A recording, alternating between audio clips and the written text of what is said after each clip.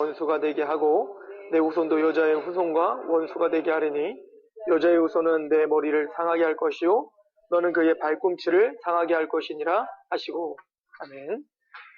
자, 우리가 지금 읽은 본문은 원시복음이라고 흔히들 알고 있는 부분이죠. 그래서 오늘 말씀에 보면 여자의 후손이 그 사탄, 뱀의 후손의 머리를 밟으시고, 그래서 즉 그 여자의 후손에게서 메시아가 태어날 것이다 라고 하는 메시지를 가지고 오늘 같이 성경을 나누려고 하는데, 이 말씀은 이때만 필요한 게 아니라 성경 전반에 기록되어 있는 어떤 그 핵심의 가장 시작인 거예요. 하나님의 은혜 언약, 우리가 지난 시간에 행위 언약과 은혜 언약에 대해서 우리가 같이 공부했잖아요. 그래서 오늘은 그 은혜 언약이 어떻게 성경 속에서 녹아 내려져 있고, 그 은혜 언약이 각 성경 속에서 어떻게 진행되어 와서 마침내는 어떤 완성의 단계까지 가려고 하는지, 그래서 성경이 하나님이 이 역사를 주관하고 있는데 도대체 무엇을 목적으로 지금 역사를 주장하고 계시는지, 어디로 우리를 데리고 가시려고 하는지를 성경을 통해서 보려고 하는 것입니다. 우리가 보통 계시라고 하고, 이 계시는 우리는 우선은 특별 계시를 우선 말씀이라고 우선 가정한다면, 하나님이 말씀을 통하여서 역사라고 하는 것을, 우리의 모든 역사의 시작과 끝을 보여주고 계시는 거죠. 그리고 이 계시를 하나님이 우리에게 주시기 전에 먼저 하나님의 뜻이 있었어요. 하나님의 계획이 있었고, 이 계획은 내가 천지를 창조해야지, 그리고는 천지를 창조해놓고 역사를 진행하시면서 수정하시고 보완하시고 발전시키는 게 아니라, 이미 이 천지를 창조하시기 전에 이미 하나님의 뜻과 하나님의 계획은 이미 완성되어 있었어요. 이해가시죠? 그분은 그러신 분이에요. 하나님은 완성시켜 놓으신 하나님의 뜻과 하나님의 계획이 있었고, 그 하나님의 뜻과 계획을 묵시라고도 부를 수 있고 영원이라고 부를 수도 있지만, 아무튼 영원전에 하나님의 모든 계획은 끝났어요. 수정된 적이 없어요. 그러면 그 하나님의 뜻과 계획의 목적이 무엇인지를 알아가는 것을 우리는 역사라고 하고, 그 하나님의 뜻을 하나님의 능력으로 하나하나 성취해 나가는 것을 역사라고 하는 거예요. 그래서 우리가 왜 성경 공부를 해야 됩니까? 성경은 하나님이 우리를 향한 모든 시작과 목적을 다 담아놨기 때문에 우리 인생 자체를 여기다 녹여놨단 말이에요. 그래서 우리가 성경을 볼 때 우리가 왜 살아야 되고, 우리가 사는 의미가 뭐며, 또 우리가 살아갈 때 어떻게 살아가야 되는지를, 그 모든 것들을 성경이 다 제시해주고 있다. 그것을 우선은 염두에 두시고, 하나님에 대한 하나님은 하나님이시구나, 우리 인간과 다르구나에 대한 것을 먼저 이해하시고 오늘 말씀을 같이 봤으면 좋겠습니다. 자, 우리가 행위 언약과 은혜 언약을 먼저 우리가 지난 시간에 살펴봤는데, 행위 언약은 쉽게 얘기해서 율법이라고 했고, 그 율법의 시작은 뭐였다고 했습니까? 아담과 맺은 언약이라고 했죠. 그 언약은 뭐야? 선악과가 있는데, 이 선악과를 먹으면 너희는 정령 죽는다. 그래서 하나님의 말씀과 하나님의 언약을 순종할 때 얻어지는 거예요. 자, 그래서 아담이 처음에 창조됐을 때 타락하기 전에, 물론 하나님은 하나님의 형상대로 지으셔서 심히 보시기 좋은 상태였어요. 그죠? 죄가 없는 거룩한 상태였으나, 그럼에도 불구하고 아담은 무슨 상태였다? 가변적인 상태였다. 우리가 지금 가변적인 상태예요. 지금 뭐죠? 변화할 수 있는 상태죠. 그죠? 지금 완성된 상태가 아니었죠. 마찬가지로 아담을 하나님이 원래 그 묵시 속에서, 그 영혼 속에서 계획할 때는 우리 인간을 타락하기 전 아담의 모습이 목적이 아니라 시작이었단 말이에요. 그러면 하나님이 아담을 어디 목적으로 데려가려고 했냐면, 그 목적이 어디 쓰여져 있냐면 계시록에 쓰여져 있겠죠. 그죠? 요한계시록을 보시면 우리 11페이지를 보십시오. 11페이지에 보면 계시록 22장 1절부터 나와 있죠. 그 말씀을 천천히 제가 읽어볼게요. 새하늘과 새 땅, 즉 에덴 동산이 이제는 무엇을 향해서 가는 것이냐면 새하늘과 새 땅을 바라보며 가는 거거든요. 우리 11페이지 보시면 거기 성경 말씀이 다 있습니다. 계시록 22장 1절부터 제가 읽어보면 또 그가 수정같이 맑은 생명수의 강을 내게 보이니 하나님과 및 어린 양의 보좌로부터 나와서 길 가운데로 흐르더라. 강 좌우에 생명나무가 있어 12가지 열매를 맺되 달마다 그 열매를 맺고 그 나무 잎사귀들은 만국을 치료하기 위하여 있더라. 다시 저주가 없으며 하나님과 그 어린 양의 보좌가 그 가운데 있으리니 그의 종들이 그를 섬기며 그의 얼굴을 볼 터이요 그의 이름도 그들의 이마에 있으리라. 다시 밤이 없겠고 등불과 햇빛이 쓸데없으니 이는 주 하나님이 그들에게 비치심이라. 그들이 세세토록 왕노릇하리라. 자, 이것이 목적인데 지금 이 에덴 동산의 모습을 보면 새하늘과 새 땅을 보면 우선은 하나님과 예수 그리스도 어린 양의 보좌가 있어요. 그죠? 그 보좌로부터 시작된 물이 흘러내려갑니다. 이 물을 생명수라고 해요. 그죠? 생명의 강이, 길 가운데 강이 흐르기 시작합니다. 그리고 그 옆에 나무들이 자라기 시작하는데 이 나무가 뭐래요? 생명나무예요. 즉, 이 생명수의 진액을 빨아들인 생명나무가 즉 우리 인간들에게 영원한 생명과 영원한 복락을 주는 나무란 말이죠. 에덴 동산도 한번 생각해 보십시오. 에덴 동산의 그림을 보면 에덴 동산이 있으면 그 중앙에 생명나무가 있고 선악과가 있어요. 자, 우선 선악과는 좀 이따 생각해보고 이 선악과는 행위 언약이라고 했습니다. 그런데 하나님이 주시는 이 생명나무로부터 중심으로부터 시작한 이 에덴 동산에는 강이 4가지가 흐른다고 창세기는 이야기하죠. 그래서 이 에덴 동산으로부터 발흥한 그 강으로 말미암아 뭐가 운명이라는 게 일어나는 거예요. 즉 생명이 살아나는 거란 말입니다. 즉 이 그림과 뭐가 비슷해요? 지금 새하늘과 새 땅의 그림과 비슷하단 말이에요. 그런데 이 성경 중앙에 또 하나의 그림이 이런 비슷한 그림이 하나 나오는데 이게 뭐냐? 에스겔서에 나와요. 에스겔서에는 성전, 회복될 성전에 대한 이야기를 하면서 성전이 있고 성전 중앙에서부터 성전의 문지방에서부터 물이 가득하기 시작해요. 그래서 성전을 가득 채운 다음에 이 물이 흘러내려가기 시작하고 이 물이 닿는 곳이 있는데 성전 동쪽으로 흐르더라. 이건 뭐죠? 사해예요. 사해. 예루살렘 성전의 동쪽으로 가면 사해가 있습니다. 그 사해, 죽어있는 바다에 가니까 가는 곳마다 뭐요? 풀이 자라고 나무가 자라기 시작하고 이 사해에 흘러 들어가니까 어때요? 죽은 물고기들이 다시 살아나는 생명의 역사가 일어나더라. 근데 이게 어디서 시작돼요? 성전으로 시작되더라. 자, 보세요. 그러면 우리는 지금 에덴 동산이 예표하고 있는 것이 무엇인지 우리가 알 수가 있죠. 에덴 동산은 이 그림들을 가만히 보면 이 에덴 동산은 지금 파괴가 됐단 말입니다. 뭐 때문에? 인간이 선악과를 따먹었기 때문에. 즉 죄를 범해서 죄 때문에 하나님은 이곳에 뭡니까? 화영검을 둘러치고 타락한 인간이 건드릴 수도 없는 곳으로 하나님이 막아놓으셨단 말이죠. 그런데 이 모든 역사 속에서 창세기의 시작에서부터 이 역사 속에서 아니야 그런데 내가 너희를 포기하지 않았어. 내가 너희를 다시 살릴 거고 내가 너와 다시 교제를 다시 시작할 거야를 보여주는 역사가 바로 성경 전체의 역사란 말이에요. 그런데 그 중간에 그러면 이 에덴 동산이 어떻게 우리에게 회복이 되지를 보여줄 때 성전이라고 하는 거예요. 성전이 정결케 되고 성전이 세워질 거고 그 성전에서 시작되는 그 물로 말미암아 이제는 새로운 생명이 다시 회복되는 역사가 일어날 거야를 보여줬고 그러면 구약에서 끝난 이 성전이 도대체 뭐냐라고 할 때 유대인들은 지금까지도 뭡니까? 보여지는 예루살렘 성전이 바로 그 예언일 거야 라고 생각하고 있지만 신약 성경은 이것을 받아 뭐라고 표현하는 거예요?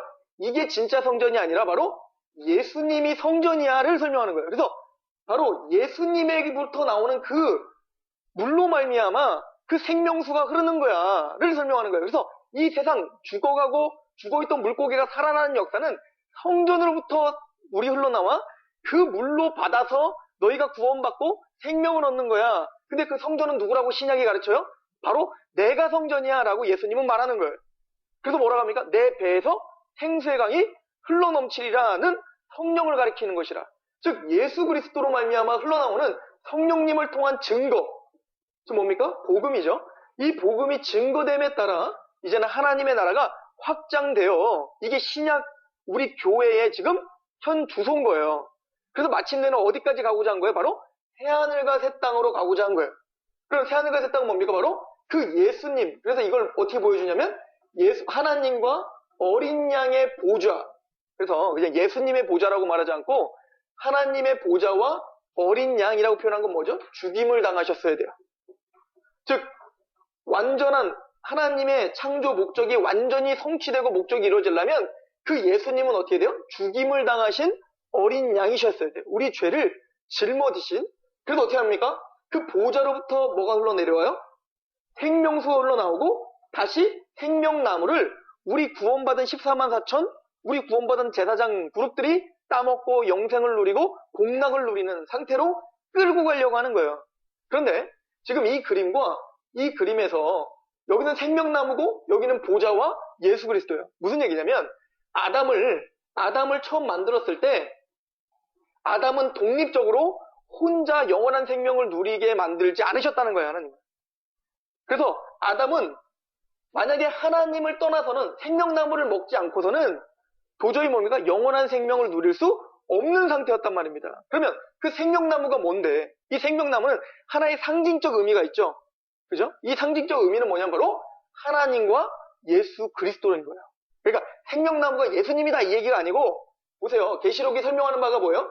하나님과 예수 그리스도 어린 양의 그 물줄기로부터 흘러나온 그 진액을 먹은 것이 생명나무인 거예요. 그러니까 이건 뭘 얘기하는 거예요? 생명나무는 너 아담아 너는 혼자 독립적으로 살 수 없어를 말하는 거예요. 너 혼자는 살 수 없어. 꼭 그 아담은 처음 만들어졌을 때부터 완벽한 존재가 아니었고 누구에게 의존하는 존재였던 거예요?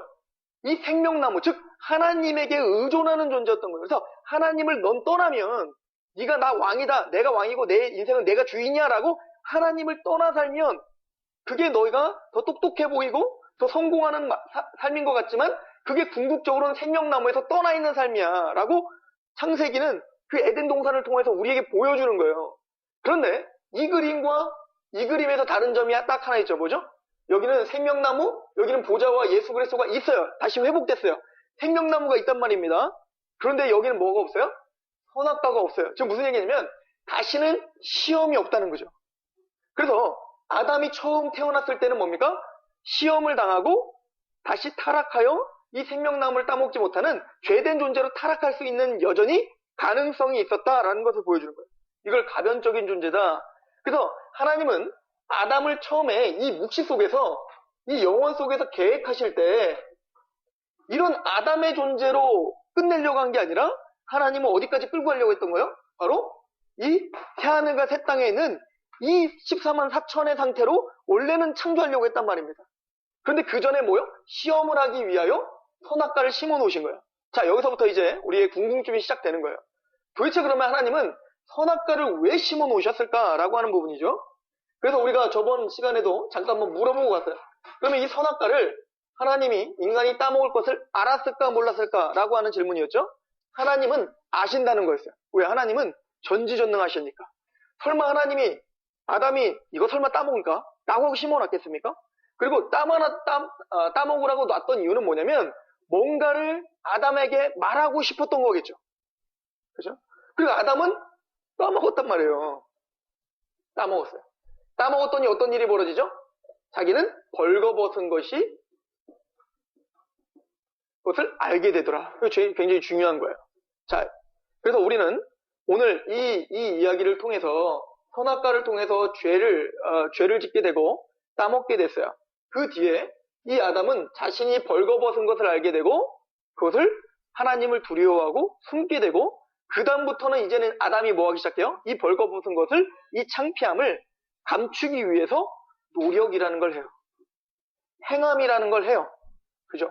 그래서 뭐 했어요? 자기 스스로 나뭇잎으로다 옷을 해입기 시작하는 거예요. 하나님 어쨌든 피하려고 나무로도 숨고 숲으로도 숨는 거예요. 이것을 우리는 율법주의라고 하는 거예요. 자, 이것을 통해서 하나님이 뭘 말했을까요? 너희는 벌거벗은 존재야. 너희 스스로는 도대체 살아갈 수가 없어. 라는 것을 먼저 알려주시고자 한 거예요. 자, 그렇게 해서 죄를 지은 인간에게 하나님은 그대로 끝내는 게 아니라 내가 너희를 이 자리까지 데리고 갈 거야 를 보여주기 위해서 오늘 말씀 창세기 3장 15절 말씀이 우리에게 주신 거예요. 자, 우리가 알고 있는 대로 아담이 선악과를 따먹은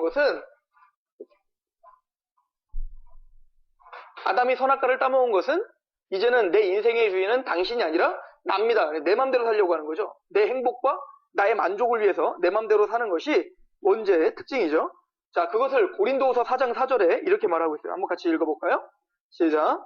그 중에 이 세상 신이 믿지 아니하는 자들의 마음에 혼미케 하여 그리스도의 영광의 복음의 광채가 비치지 못하게 함이니 그리스도는 하나님의 형상이니라. 자, 여기 보니까 이 세상 신은 누굽니까? 사탄이죠. 옛 뱀이라고 하는 마귀입니다. 이 마귀가 인간을 속였어요. 인간을 속였죠. 그렇게 해서 네가 선악과를 따먹으면 네가 하나님과 같이 될 거야 라고 속였어요. 네가 주인이고 네 마음대로 해. 그리고 네가 지혜롭게 될 거야. 그래서 너가 선과 악을 네가 스스로 결정할 수 있는 존재가 될 거야. 즉 이거는 뭐냐면 심판권이에요. 선악을 판결할 수 있는 분은 오직 누구밖에 없는 거예요? 하나님밖에 없다고요. 그래서 예수님 구원받은 자에게 뭐라고 합니까? 너희들은 남을 비판하지 말라는 거예요. 왜냐면 너희들에게는 심판할 권세가 없다는 거예요. 근데 우리는 서로 어때요? 선악과를 따먹은 우리들은 서로 비판하기 바쁘죠. 그죠? 서로 판단하기 바쁜 거예요. 내가 하나님이라는 거예요. 내 판단이 맞다는 거예요. 이것이 우리 인간, 죄된 사람들의 특징인 거죠. 그러니까 그 서로 선악을 판단하니까 어떻게 될까요? 서로 싸움이 일어나기 시작하는 거예요. 그런데 이게 인간들끼리도 그렇게 싸움을, 선악을 자기가 옳다라고 싸우는 것뿐만 아니라 이 선악을 누가 더 옳다는 거야. 하나님과 인간 사이에도 대입을 하는 거예요.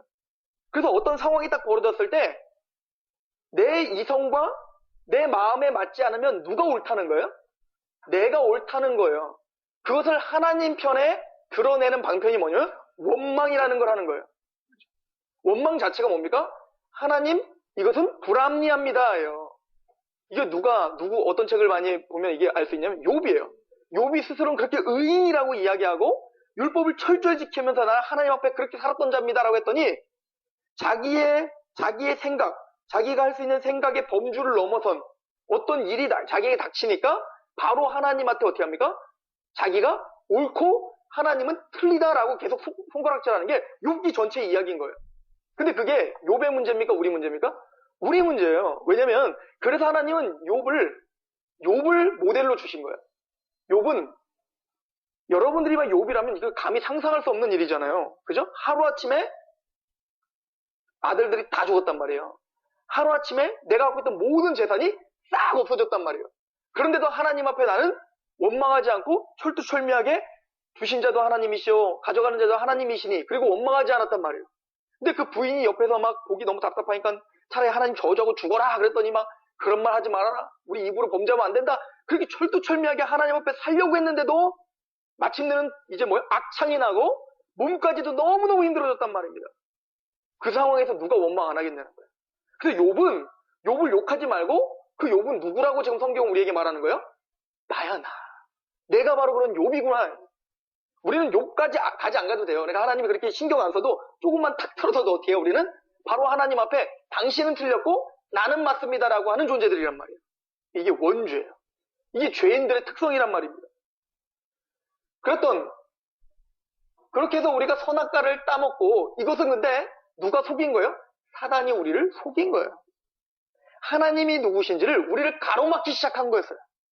그래서 이 세상 신이, 즉 사탄이 믿지 아니하는 자들의 마음을 혼미하게 하고 있어요. 그래서 하나님의 거룩한 복음의 광채가 비추게 하지만 도대체가 하나님의 말씀을 듣지 않도록 강하게 진을 깔고 있단 말입니다.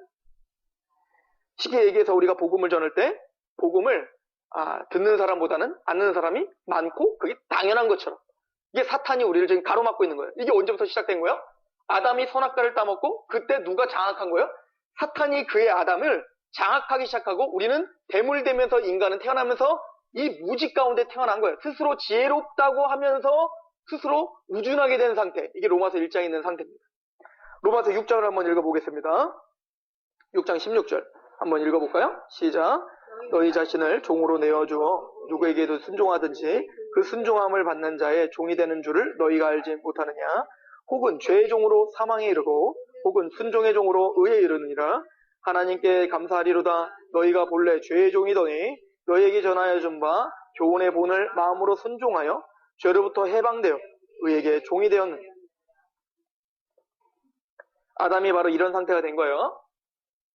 나는 누구에게도 종이 아닙니다. 이게 누가 이렇게 얘기했냐면 그 당시에 바리새인과 서기관들과 유대인들이 그렇게 얘기했어요. 예수님이 너희들은 종이야 라고 했더니 우리는 한 번도 노예된 적이 없는데 왜 우리 보고 종이라고 하십니까? 라고 했더니 주님이 너희 아비는 마귀이기 때문에 그래 라고 이야기한단 말입니다. 그래서 사도 바울은 그래서 우리가 죄를 지은 건 죄 안 짓는 사람이 없죠? 다 죄 짓죠. 다 죄 짓는다고 고백하니까 여기 앉아 있는 거겠죠. 나는 죄를 짓습니다. 생각으로나 마음으로나 죄를 짓고 있다면 이미 우리는 누구의 종이라는 거예요? 사단의 종이에요. 죄의 종이라고 선포되는 거예요. 그래서 우리가 그 죄의 종에 있던 우리를 그 죄에서 끄집어 내주는 것을 뭐라고 하냐면 구원이라고 말하는 거고, 그 예표로 뭘 보여준 거냐 바로 그 뱀의 후손, 그 머리를 밟아버릴 거야. 왜요? 우리를 지금 사로잡고 있는 그 세상 신을 누가 밟아버려야 될까요? 우리는 그 세상 신을, 그 사탄을, 그 뱀의 후손을 우리 이길 수가 없단 말이에요. 스스로는 하나님을 깨달을 수도 없고 스스로 하나님 볼 수도 없는 상태이기 때문에. 그래서 뭡니까? 그 사탄의 그 머리를 누가 밟으셔야 되냐면 하나님이 밟으셔서 우리에게서 그 사탄을 부셔버리고 우리는 그 죄에서 끄집어 내주셔야 되는 거예요. 이게 구원이고 성경 전체는 그 얘기하고 싶은 거예요. 골로새서 1장 13절. 그래서 예수님이 우리에게 오셔서 뭐 하셨다는 거예요? 골로새 1장 13절 14절 시작. 그가 우리를 흑암의 권세에서 건져내사 그의 사랑의 아들의 나라로 옮기셨으니 그 아들 안에서 우리가 속량 곧 죄사함을 얻었도다. 그래서 구원을 뭐라고 하냐면 우리를 이 흑암의 권세에서, 이 사단의 권세에서 건져내사 어디로 옮겨졌다? 하나님의 아들의 나라로 옮겨지는 것. 이걸 다른 말로 하면 죄사함 받았다 라고 말하는 거예요. 이걸 뭐라고 하냐면 구원이라고 하는 거예요. 그래서 우리가 성경을 몇 독하고 우리가 교회를 열심히 다니고 아무리 그렇게 해도 죄사함의 확신이 없다면 우리는 성경을 제대로 보지도 못하는 거예요. 성경을 마땅히 성경답게 보려면 창세기부터 뭘 지금 요구하는 거예요? 그 사단의 권세와 죄의 권세에서 내가 너희를 해방시켜줄게. 이 핵심, 이 구속의 핵심, 이 죄사함의 핵심을 잃어버리고 아무리 윤리적으로 살고 아무리 성경을 통해서 기가 막힌 말씀을 통해서 내가 감격하고 어떤 기도를 해서 응답을 받는다 할지라도, 내가 엎어지고 쓰러진다 할지라도 이 죄사함의 이 맥을 모른다면 우리 성경을 지금 까막눈으로 보고 있는 거예요. 이해가시죠? 그래서 바로 우리는 이 죄사함, 지금 성경이 창세기부터 계시록까지 이 얘기하고 싶은 거다. 그럼 나 어떻게 살아야 되죠? 이 얘기하는 동안에 그럼 나는 어떻게 살아가는지를 스스로 알게 돼 있어요. 자, 우리 말씀을 또 한번 봅시다. 우리 12페이지에 가면 오늘 본문이 있죠? 다시 한번 읽고 다시 한번 쭉 내려갈게요. 이제 본격적으로. 창세기 3장 15절 시작. 내가 너로 여자와 원수가 되게 하고 내 후손도 여자의 후손과 원수가 되게 하리니 여자의 후손은 내 머리를 상하게 할 것이요 너는 그의 발꿈치를 상하게 할 것이다. 자, 이 예언이 성경 전체를 이끌어간다고 했죠? 자, 우선은 이 예언이 어떻게 성취됐는지를 먼저 답부터 내리고 우리가 좀 찾아갔으면 좋겠어요. 갈라디아서 4장 3절은 그래서 이 예언이 어떻게 성취됐는지를 보여주고 있습니다. 같이 한번 읽어봅시다. 시작. 이와 같이 우리도 어렸을 때에 이 세상의 초등학문 아래에 있어서 종노릇하였더니 때가 참에 하나님이 그 아들을 보내사 여자에게서 나게 하시고 율법 아래에 나게 하신 것은 율법 아래에 있는 자들을 속량하시고 우리로 아들의 명분을 얻게 하려 하심이니라. 그래서 지금 하나님이 창세기 3장 15절에 여자의 후손이 올 거라는 예언을 했는데 그 예언이 때가 차서 드디어 이루어졌다라고 사도 바울은 선포하고 있죠. 그게 누굽니까? 바로 예수 그리스도가 오셨어요. 이 예언을 성취하기 위하여 어떻게 했다는 거예요? 바로 여자의 후손으로 이 땅에 율법으로 나게 하신 거예요. 우리와 똑같이 율법에 속한 사람으로 이 땅에 오셨던 거예요. 그리고 여기 또 중요한 단어가 나오는데 보세요. 율법 아래 나게 하신 것은 5절에 율법 아래 있는 자들을 속량하시고 우리로 아들의 명분을 얻게 하려 하십니다. 자, 선악과를 따먹고 인간은 스스로 뭘 보기 시작했어요? 자신이 벌거벗었다는 걸 보기 시작했단 말이에요. 그죠? 그런데 창세기에는 인간이 처음 시작할 때 벌거벗은 것으로 묘사하고 있어요. 그런데 인간이 다시 회복됐을 때 계시록에서 그 14만 4천 완성된 하나님의 백성의 모습은 벌거벗었던 거예요? 아니면 뭘 입었던 거예요? 흰 옷을 입었죠. 무슨 얘기냐면 아담은 원래 그냥 벌거벗은 채로 그냥 그렇게 살도록 하나님은 창조하신 건 아니었어요. 이해가시죠? 가변적인 존재로서 그 시험을 통과하면 하나님은 옷을 입혀주려고 했단 말이에요. 어떤 옷? 흰 옷을 입혀주려고 했다고. 의의 옷을 입혀주려고 했다고. 그런데 그 시험을 통과하지 못하고 아담은 뭐예요? 자기 스스로 지혜롭게 되어 그것을 성취하려고 했던 거예요. 하나님 되고자 했던 거죠. 또 생각해보면 궁극적으로 하나님은 우리 인간을, 아담을 하나님처럼 만들려고 했어요. 왜요? 이 계시록에 13만 4천이 누구를 닮은 자가 돼요? 그리스도의 형상을 본받는 자가 되거든요. 이해가세요? 그러니까 원래는 이런 모습으로 하나님이 그냥 가만히 있으면, 하나님이 선악과 따먹지 않고 가만히 있으면 그렇게 인도하시려고 했는데, 아담은 그것을 못 믿고 어떻게 한 거예요? 자기가 스스로 지혜롭게 되어 자기가 스스로 뭔가 완전한 자가 되려고 선악과를 따먹기 시작한 거예요. 그거 왜 따먹게 내비뒀냐는 이따가 구속원양할 때 할 거고. 그걸 따먹기 시작한 거예요. 그래서 내가 벌거벗었구나를 알아? 이제부터 어떻게 해요? 그 죄된 마음으로 이제는 내가 스스로 빨리 입어야 되는구나를. 그래서 어떻게 했다고? 숨었죠. 그리고 어떻게 했어요? 스스로 나뭇잎을 어찌하든 해 입었다. 이걸 뭐라고 하냐면 율법이라고요. 그래서 모세가 준 율법 이전부터 이미 아담이 타락하면서부터 그 양심에 뭐가 심겨지기 시작한 거예요? 율법주의라는 것이 아담에게 심겨졌어요. 그 행동이 벌거벗은 것 스스로 감추려고 한 거죠. 그게 뭐냐면 율법에 매여 살기 시작하는 거예요. 뭔가 강박감, 두려움, 이런 것들이 이제는 아담을 짓누르기 시작했어요. 내가 한번 잘 먹고 잘 살아보려고, 내가 하나님처럼 되려고, 하나님의 속박에서 좀 벗어나려고 선악과를 따먹었더니만 그 상황이 더욱더 악해진 거죠. 이것을 로마서에 스스로 지혜롭다 하나 우준하게 되었다라고 이야기하고 있다라고 이야기했어요. 그래서 하나님은 때가 참에 여자의 후손에게서 그 아들을 내게 해주시고, 그래서 이사야서는 그 여자의 후손을 좀 더 구체적으로 우리에게 설명하죠. 뭐라고 설명하냐면 처녀에게서 잉태되는 아들인 거예요. 이해가시죠? 이게 성경은 점진적 계시라고 해요. 그래서 지금 제가 창세기 3장 15절을 읽고 갈라디아서를 딱 보니까 딱 결론을 내려줬지만, 그 창세기와 이 갈라디아서 사이에는 여러 역사서, 또 선지서, 시편 이런 것들을 통하여 계속 점차적으로 뭘 지금 향해서 가고 있는 거예요? 이 창세기 3장 15절이 누군지를 계속 보여주고 있다는 것이 바로 성경 전체의 내용이에요. 계시록 12장 5절을 보십시오. 그래서 계시록에 어떻게 성취가 되는지 시작. 여자가 아들을 낳으니 이는 장차 철장으로 만국을 다스릴 남자라. 그 아이를 하나님 앞과 그 보좌 앞으로 올려가더라. 그래서 계시록에는 지금 이 성경의 전체적인 역사, 그 여자의 후손에 대해서 결론을 딱 냈죠. 그래서 이제는 완벽하게 보여주는 거예요. 여자의 아들이 나왔어요. 드디어. 그죠? 나와서 어떻게 했다는 거예요? 장차 철장을 만국을 다스릴 남자예요, 이분이. 그래서 재림하셔서 모든 것을 심판하실 바로 그 왕이다를 선포하는 거죠. 그리고 그 아이를 하나님 앞과 그 보좌 앞으로 올려가다. 이거 뭐예요? 십자가에 죽으시고 승천하신 것을 계시록은 회상하는 거예요. 그 바로 여자의 후손이 예수님이셨다라고 설명을 하는 거예요. 자, 시편을 보세요. 제가 한번 읽어드릴게요. 시편에 어떻게 예언이 되어 있었나? 시편 2장 1절부터 보면 어찌여 이방 나라들이 분노하며 민족들이 헛된 일을 꾸미는가? 이 일을 물론 이스라엘 백성들의 상황에 우리가 해석을 하지만 이것을 지금 우리 창세기 3장 15절의 말씀과 좀 연관지어서 보면 아담이 자기가 벌거벗고 죄를 짓고 난 다음에 뭐요? 헛된 일을 꾸미기 시작하셨고, 자기가 뭔가 옷을 입기 위하여 자기의 노력으로 뭔가 헛된 일을 계속 꾸미잖아요. 이게 인간 역사라니까요. 그게 우리예요. 율법주의에 빠져서 뭔가 해서 하나님 앞에 뭔가 좀 해서 극락증 가려고. 2절 세상의 군왕들이 나서며 관원들이 서로 꾀하며 여호와 그의 기름 부음 받은 자를 대적하며, 이게 사탄으로 비롯한 그 뱀의 후손들의 그 어떤 상직성들이 바벨론, 그리고 이집트, 그죠? 애굽, 그런 또 여러 아수르랄지 그런 이스라엘 백성들 중심에서 나오는 그 군왕들, 그 세상에 그 이스라엘을 공격하고 있는 많은 사울 왕국, 뭐 그다음에 압살롬, 뭐 이런 자들이 다 뭐요? 뱀의 후손들의 모형을 우리에게 보여주는 거예요.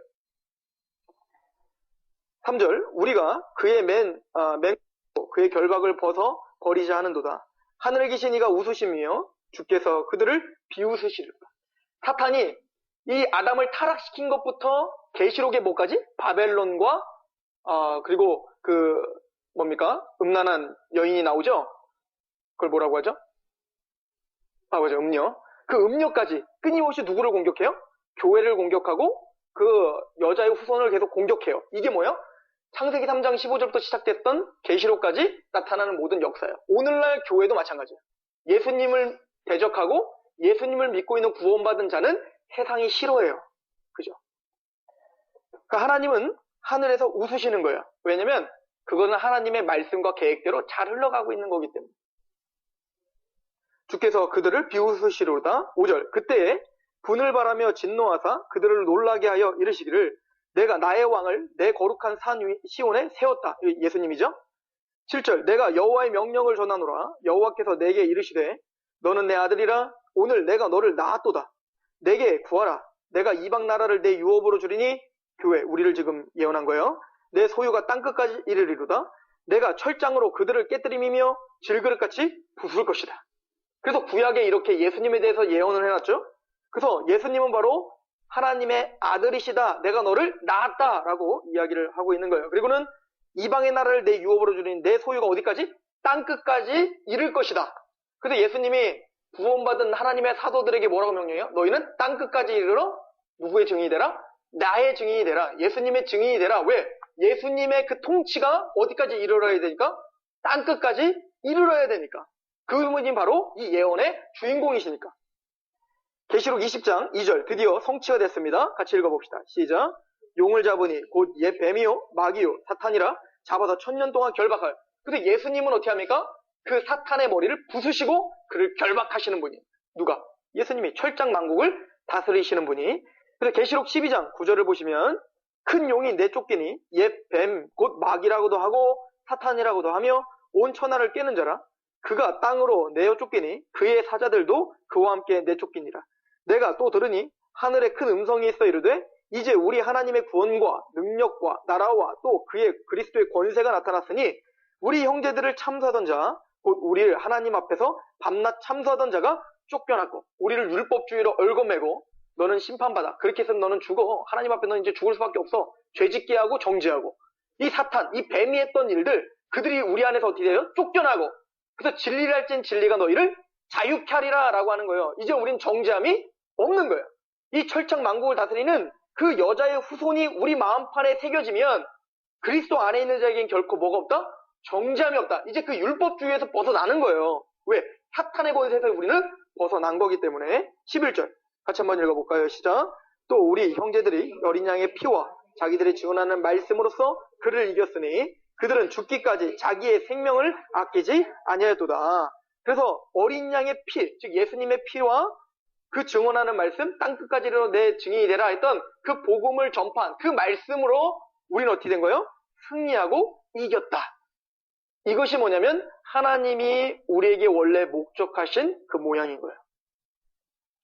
그리고는 11절에 보면 12절에 그러므로 하늘과 그 가운데 거하는 자들은 즐거워하라.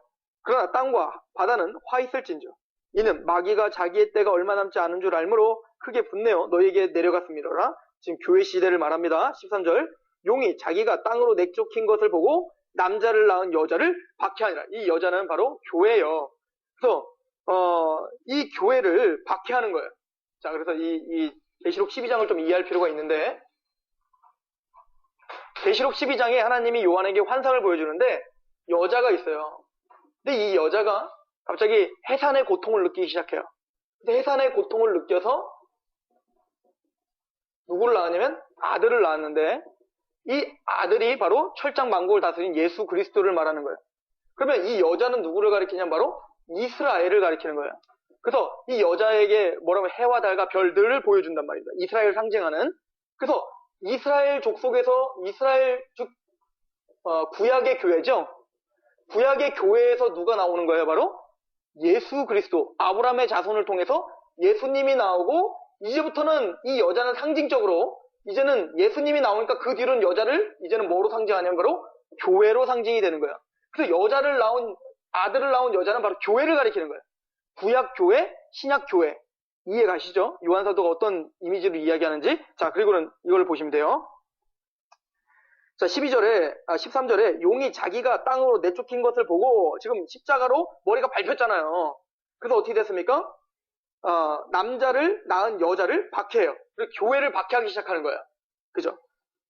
14절, 그 여자가 큰 독수리의 두 날개를 받아 광야 자기 곳으로 날아가 거기서 그 뱀의 낯을 피하여 한 때와 두 때와 반 때를 양육받음에 여자의 뒤에서 뱀이 그 입으로 물을 강같이 토하여 여자를 물에 떠나려 가게 하려 하되 땅이 여자를 도와 그 입을 벌려 용의 입에서 토한 강물을 삼키니. 그래서 사탄은 이 교회 시대를 지금 말하는데 교회 시대는 끊임없이 누구의 공격을 받을 거예요?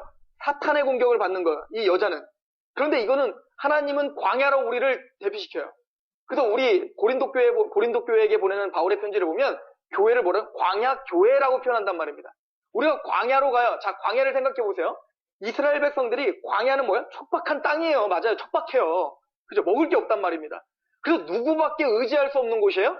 하나님의 불기둥과 구름기둥과 만나와 메추라기와 하나님이 주시는 온전한 하나님의 물을 먹어야지만이 살 수 있는 곳이 광야예요. 그러니까 우리 이 여자가 하나님을 광야로 데려가서 보호한다는 건 무슨 얘기냐면 세상에서 사는 게 아니라 세상 속에서 살지만 우리는 누구를 의지하며 사는 관계가 됐다는 거예요. 이제 바로 하나님만을 의존하며 하나님의 보호 아래 살아야지만이 생명을 유지할 수 있는 사람이라고 고백하는 자가 됐다는 거예요.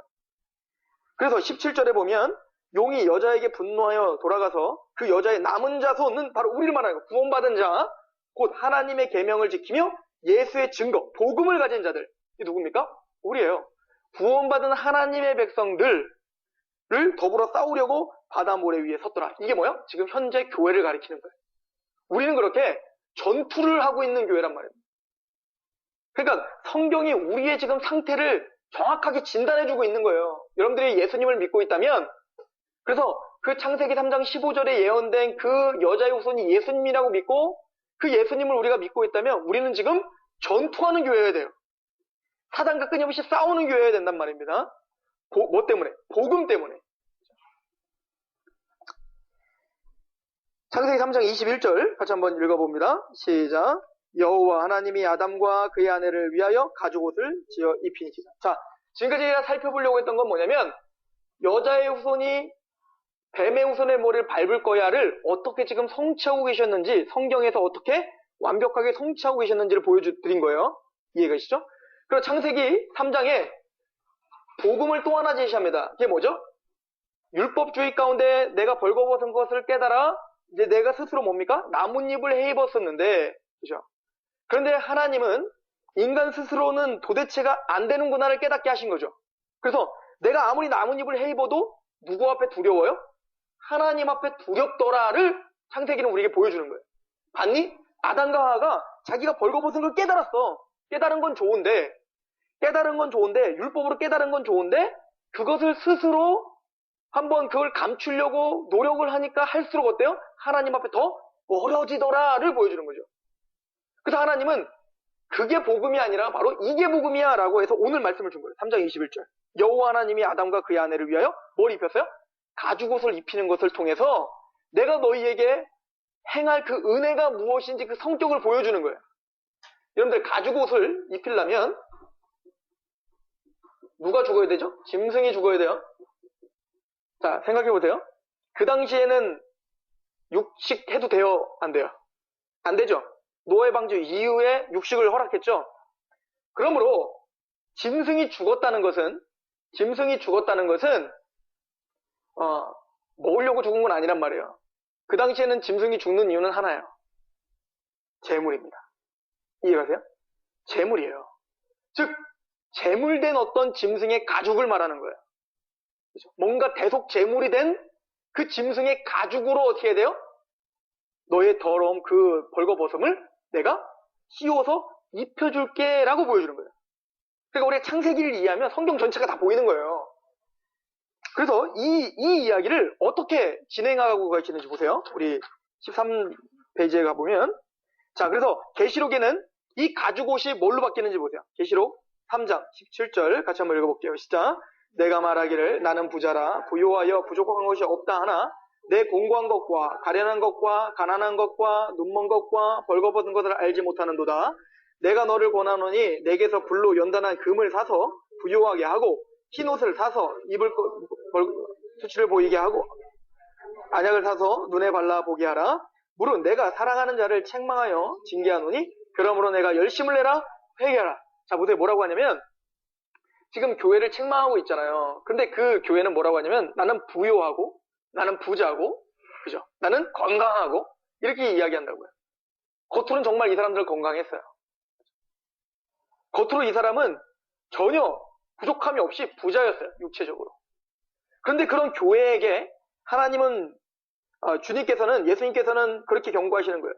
너희들은 가서 너희의 가난한 것과 곤고한 것과 가련한 것과 벌거벗은 것을 좀 봐라 라고 했다고요. 꼭 누구처럼 이 교회가 나만 장군과 같았던 거예요. 나만 장군. 겉으로는 그 아람 군대의 장군으로서 화려한 갑옷을 입고 있고 많은 사람의 존경을 받고 있는 듯해 보이지만 그 안에는 문둥병이 걸려서 썩어 들어가고 있는데도 그걸 가리고 사는 사람이었던 거예요. 그리고는 남한 장군은 그래도 자기가 문둥병인지 아니까 그러니까 엘리사에게 왔지만 이 교회의 문제는 나는 교회 내 나는 하나님을 믿네 라고 하고는 그리고는 어떤 세력만 넓히고 화려함을 취했지만 부자였다니까 이 교회가. 그리고 큰 교회였단 말이에요. 누구도 이 교회가 구원받았을까를 의심하지 않았단 말입니다. 그런데 하나님은 그 교회에게 뭐래요? 너희는 가련했고 너는 지금 눈이 어두워져서 눈을 지금 못 보는 상태가 됐구나. 그러니까 안약을 사서 좀 바르고 너희가 벌거벗은 그런 비천한 존재라는 걸 좀 봐라고 이야기한다고. 이거 누구에게 한 말이냐면 예수님 시대에 바리새인과 서기관들에게 했던 얘기예요. 이게 다. 바리새인과 서기관들은 이 아담처럼 그 벌거벗은 것을 스스로 가리려고 십계명도 지키고 유월절도 지키고 안식일도 지키고 그 모든 것을 다 지켜 행하고는 그게 자기의 어떤 화려함이고 자기가 하나님은 자기를 인정해 줄 것이라고 착각하며 살았던 거죠. 그때 예수님 뭐라고 하는 거예요? 너희들은 지금 못 보는 자다. 못 보는 자다. 그 이야기를 계속 하고 있는 겁니다. 그래서 갈라디아서 3장 26절. 바로 우리는 그래서 스스로 내가 벌거벗었구나. 아담처럼 그걸 깨달아야 돼요. 그러나 아담처럼 그걸 스스로 덮으면 안 되고 누구에게 해야 돼? 가죽옷을 향해서 가야 되는데 갈라디아 3장 26절 시작. 너희가 다 믿음으로 말미암아 그리스도 예수 안에서 하나님의 아들이 되었으니 누구든지 그리스도와 합하기 위하여 세례를 받은 자는 그리스도로 옷 입었느니라. 맞아요. 대속제물 대신 그 예수님의 옷을 입어야 되는 거예요. 대속제물이 됐던 그 짐승의 가죽 옷을 입는 예표를 하나님이 보여주신 것은 누구를 보여주고 있는 거예요? 너희가 바로 그렇게 벌거벗은 존재인 거를 율법으로 선악과를 따먹는 그 율법으로 너희가 죄됨을 알았다면 이제는 뭐라는 거예요? 가죽옷을 입어라. 즉 예수 그리스도를 입어라로 가야 되는 거예요. 그래서 이 얘기를 계시록은 이렇게 성취되었다라고 선포합니다. 계시록 17장 14절 시작. 내가 말하기를 내 주여 당신이 아시나이다 하니 그가 나에게 이르되 이는 큰 환난에서 나오는 자들인데 어린 양의 피에 그 옷을 씻어 희게 하였다. 그래서 우리는 선악과를 따먹은 그 행위언약, 그 율법 앞에 서야 돼요. 서십시오. 그래서 딱 드세요. 이해가십니까? 이 얘기는 뭐냐면 내가 죄인인 걸 깨달으라는 얘기예요. 하나님이 율법을 우리에게 주신 이유가 뭡니까? 하나님이 이스라엘에게 율법 주신 이유는 뭐라는 거예요? 죄를 짓고 네가 얼마나 죄인인지를 깨달으라는 거예요.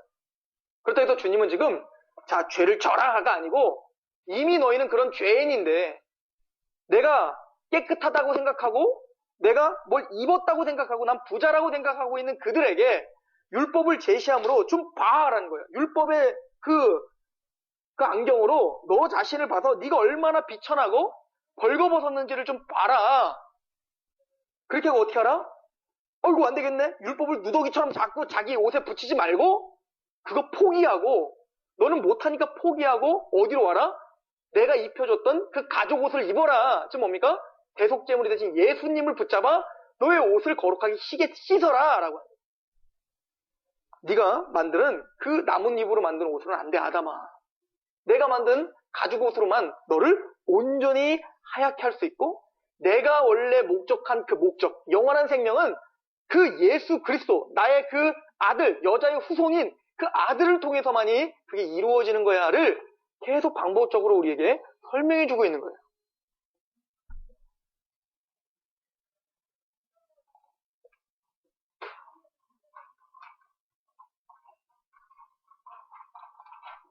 그래서 이 은혜 언약이 이렇게 진행이 되고 있어요. 보세요.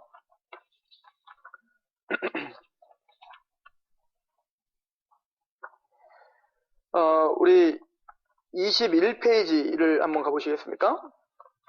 이제 여기서부터 구약에 나타난 은혜 언약이 어떻게 진행되고 있는지를 우리가 좀 큰 축을 잡아서 한번 가보려고 하는 거예요. 자, 우선 먼저 이 설명을 좀 들으십시오. 구약은 이렇게 나눠져 있어요. 율법서, 모세 율법이라고 하는 율법서와 그리고 시가서, 그리고 선지서. 이거는 이렇게 세 가지로 나누는 것은 유대 방식이고, 우리는 네 가지로 나눠요. 선지서를 두 가지로, 역사서와 선지서로 나누고, 그리고 또 선지서는 뭐 소선지서, 뭐 대선지서 나눠요. 근데 이거는 별로 의미가 없으니까 분량으로 나눈 거기 때문에 별로 의미가 없어요. 자, 이렇게 네 가지로 나눠요. 그리고 신약을 복음서,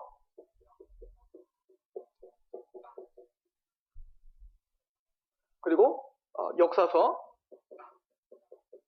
서신서, 선지서 이렇게 나눠요. 그래서 복음서는 뭐죠? 마태복음, 마가복음, 누가복음, 뭐 요한복음, 이 사복음서를 가리키죠. 역사서는 사도행전이에요. 서신서는 바울의 서신서, 베드로 서신서, 요한 서신서, 우리가 성경 많은 부분을 차지하고 있는 선지서는 요한계시록. 이렇게 나눠집니다. 자, 그러면 율법서는 뭡니까? 창세기, 출애굽기, 레위기, 민수기, 신명기고, 시가서는 시편, 잠언, 전도서, 아가서, 이런 것들을 우리는 시가서라고 하고, 역사서는 여러분들 여호수아서, 사사기, 사무엘상하, 역대상하, 열왕기상하, 뭐죠? 이런 것들, 느헤미야서, 에스라서, 에스더서, 이런 것들이 역사서고, 선지서는 예레미야서, 이사야서, 이런 것들이 다 선지서죠. 자, 큰 틀을 잡아줘야 하는 거예요. 자, 지금 창세기 3장 15절이 예수 그리스도, 여자에게서 난 후손이 어떻게 시작되고, 또 계시록이 어떻게 성취가 되며, 중간에 그것도 어떻게 이야기했는지를 보여줬죠. 그래서 시작과 끝을 제가 우선 보여줬어요. 무엇을 이야기하려고 하는지. 시작은 뭡니까? 그 여자의 후손이 누구고 그 여자의 후손이 할 일이 무엇인지를 설명했다면, 계시록에서 뭘로 끝나요? 그 여자의 후손이 어떻게 성취했는지를 끝내요. 그리고 우리에게 무엇을 위해서 우리가 살아가는지를 보여줬다고요. 그리고 이 나머지 이 중간에 있는 모든 성경은 다 뭐예요? 이 얘기하고 있는 거예요. 이 얘기를 역사적으로 풀어내는 거예요. 더 알기 쉽게. 점차적으로 계시로 점점 다가가는 역사인 거예요. 그래서 창세기에 그런 이야기를 하고, 창세기에 보면 창세기에 이제 중요한 점을 찍는 중요한 인물들이 나타나는데, 이게 뭡니까? 아담이었고, 그리고 아벨이었고, 그리고 나가서 노아였어요. 아담과 노아와 그리고 아브라함. 우선 이 세 사람을 통해서 이 은혜 언약이 어떻게 점진적으로 역사가 진행됐는지를 봐야 돼요. 자, 우선 봅시다. 우리 21페이지에 가면 2번 노아와 맺은 언약이 있죠. 우리 1번 원복음은 이미 봤고요. 노아 맺은 언약에 보면 창세기 9장 8절부터 보면 하나님이 노아와 언약을 맺어요. 근데 어떻게 맺냐면, 하나님이 노아와 그와 함께한 아들들에게 말씀하여 이르되 내가 내 언약을 너희와 너희 후손과 너희와 함께한 모든 생물 곧 너희와 함께한 새와 가축과 땅의 모든 생물에게서 세우리니 방주에서 나온 모든 것 곧 땅의 모든 짐승에게니라. 내가 너희와 언약을 세우리니 다시는 모든 생물을 홍수로 멸하지 아니할 것이라. 땅을 멸할 홍수가 다시 있지 아니하리라. 그래서 지금 하나님이 노아와 맺은 언약은 노아와만 맺은 게 아니라 노아와 그 모든 땅의 모든 피조세계까지도 그 언약에 지금 관계를 맺고 있어요. 그리고는 여러분들이 이 창세기 9장 그 위쪽을 우리가 좀 나중에 살펴보시면 아시겠지만 하나님이 노아에게 그렇게 말해요. 만약에 짐승을 해하면 그 짐승으로 대가 지불해야 되고 피를 산채로 먹지 마라 이야기하면서 사람을 죽이면 사람이 그 피값을 대신 갚아야 돼 라고 이야기하죠. 그것은 국가를 말하는 거예요. 지금 무슨 얘기냐면 우리의 생명을 보호해 주시기 위해서 하나님이 그 피값을 물을 수 있는 기관을 하나 만드실 거예요. 그래서 우리는 이 노아의 언약은 국가의 어떤 약속도 보여주시는 거예요. 그래서 지금 노아의 언약은 뭐냐면 일반 은총이라고 해요. 즉 구원받은 자에게만 지금 해당되는 언약이 아니죠. 자, 하나님이 더 이상 이 사람을 물로 심판하지 않을게 라고 한 것은 물로 심판하면 구원받은 교회만 구원받고 나머지는 다 죽어요? 그런 거 없죠. 이제는 이건 뭐야? 모든 일반 은총이에요.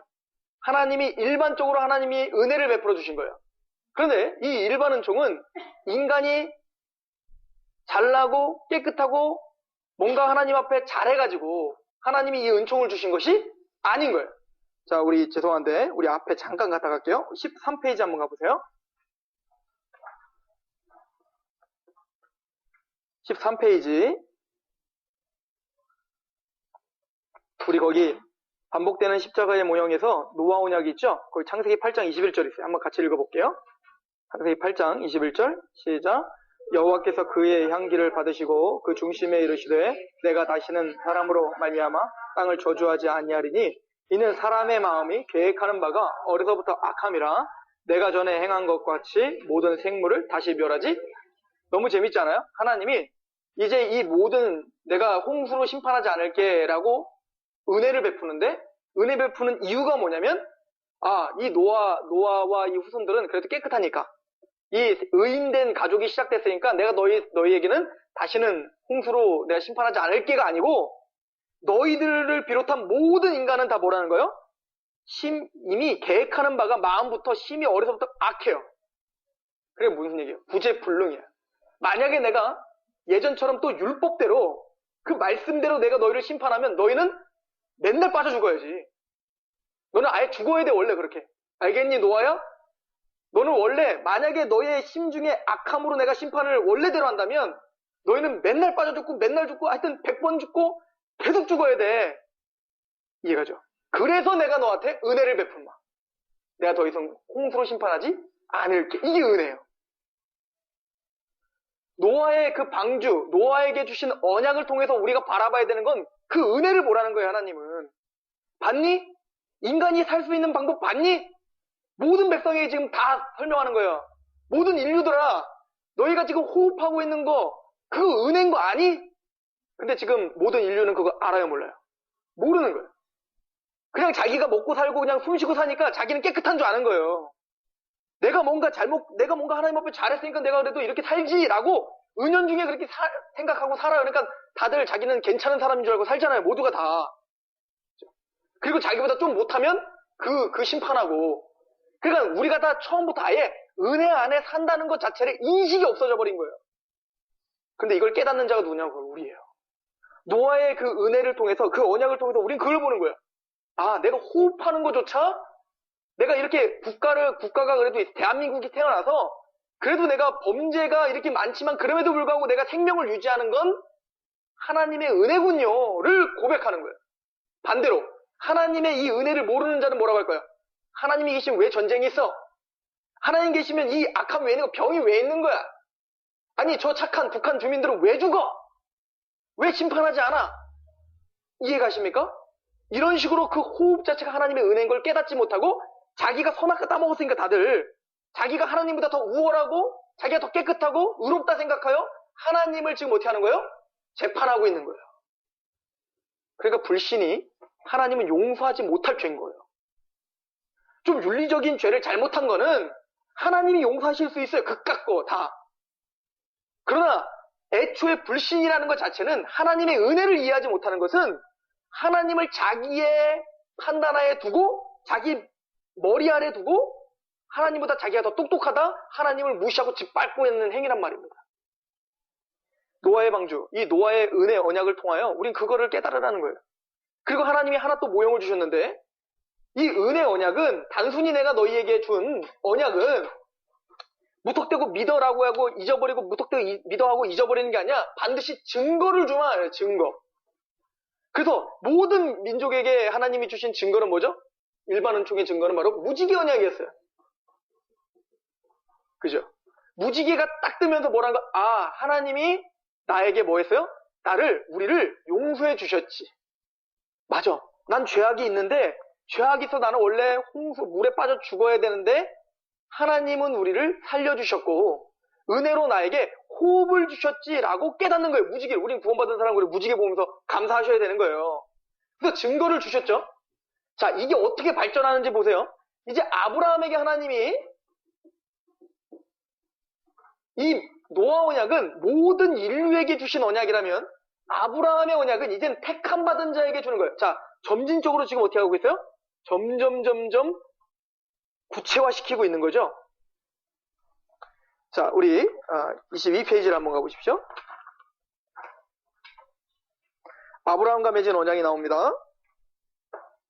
창세기 15장부터 볼게요. 원래 창세기 12장부터 봐야 되는데 창세기 12장은 제가 설명해 드릴게요. 자, 그래서 하나님이 무지개 언약을 주시고 자, 내가 더 이상 홍수로 심판하지 않을게. 그래서 하나님의 은혜로 내가 너희는 사는 거야 라고 말했지만 인간들은 그 노아 홍수 심판 이 은혜 언약을 다 알았으면서도 불구하고 이 인간들은 다 이제 뭐 하더라도 죄를 또 범하더라 라고 해서 그 죄를 뭐로 표현하면 바벨탑으로 표현하죠. 바벨탑을 쌓더라 이거예요. 즉 하나님의 언약 나 못 믿겠다는 거예요. 그래서 이 사람들이 하는 얘기는 뭐예요? 비가 계속 오거든요. 그 뒤로도. 그러니까 나 이거 못 믿겠어. 처음에는 막 비가 오니까 어때요? 막 노이로제가 있었을 거 아니에요. 홍수에 대한 노이로제. 그러니까 너무 겁났겠죠. 그러다가 무지개가 딱 뜨니까 하나님이 홍수로 심판하지 않는다고 했지? 이걸 통해서 우리의 믿음을 도와주신 거죠. 그죠? 그런데 세월이 지나고 세대가 지나면서 이게 하나의 전설로 또 남기 시작했죠. 그리고 어떻게 한 거예요? 또 비가 오니까 나 이거 불안해서 못 살겠네. 하나님의 언약이 분명히 있지만 그 언약 갖고는 못 하겠는 거예요, 내가. 그래도 그러니까 아담이 스스로 옷을 입은 것처럼 이 사람이 이 하나님의 언약이 있는데도 불구하고 어떻게 한 거예요? 그 언약을 믿지 못하고 또 율법주의로 빠지기 시작했어요, 사람들이. 그래서 뭐 한 거예요? 하늘 끝까지 닿는 탑을 쌓자는 거잖아요. 왜? 인간 스스로 흩어짐을 면하자. 하나님의 심판에서 면하자. 그래서 우리가 이제는 하늘까지 닿는 탑을 쌓아서 아무리 비가 많이 와도 우리 스스로 살자. 이게 바벨탑이에요. 율법주의의 최고봉이에요. 그래서 이 바벨탑의 특징을 다시 말하지만 이스라엘에게는 애굽, 바로 왕, 또 바벨론, 느부갓네살 왕, 뭐 페르시아의 왕들, 이런 왕들이 동일하게 반복적으로 우리에게 그 상징성들을 계속 보여주고 또 오늘날 세상을 가리키고 있는 거예요. 이게 세상 정신인 거죠. 하나님 뭐라도 과학을 발전시키건 의학을 발전시키건 뭐 해서 하나님이 이렇게 우리가 죽어가니까 우리가 스스로 해서 우리가 살자. 이게 지금 세상 정신이에요. 그리고 그걸 서로 잘한다고 치켜 세우고 상아탑을 쌓고 있는 거죠. 즉 그 바벨탑 하나님 어떻게 하신다는 거예요? 무너뜨리고 우리에게 뭘 보여주는 거예요? 봤니? 이게 너희야를 보여주는 거예요. 인간이 그렇게 악해. 하나님이 아무리 약속하지만 증거를 보여주지만 그 증거를 믿지 못하는 민족들입니다. 그래서 하나님이 이제부터는 한 사람을 딱 택해요. 그래서 하나님의 택함 받은 자가 어떻게 그러면 믿음이 생기고 이 약속을 믿게 되는 과정을 보여주는 거예요. 그게 누구냐면 바로 아브라함이었던 거예요. 그래서 아브라함을 보면서 누굴 보여요? 우리를 볼 수가 있는 거죠. 그래서 아브라함이 뭡니까? 원래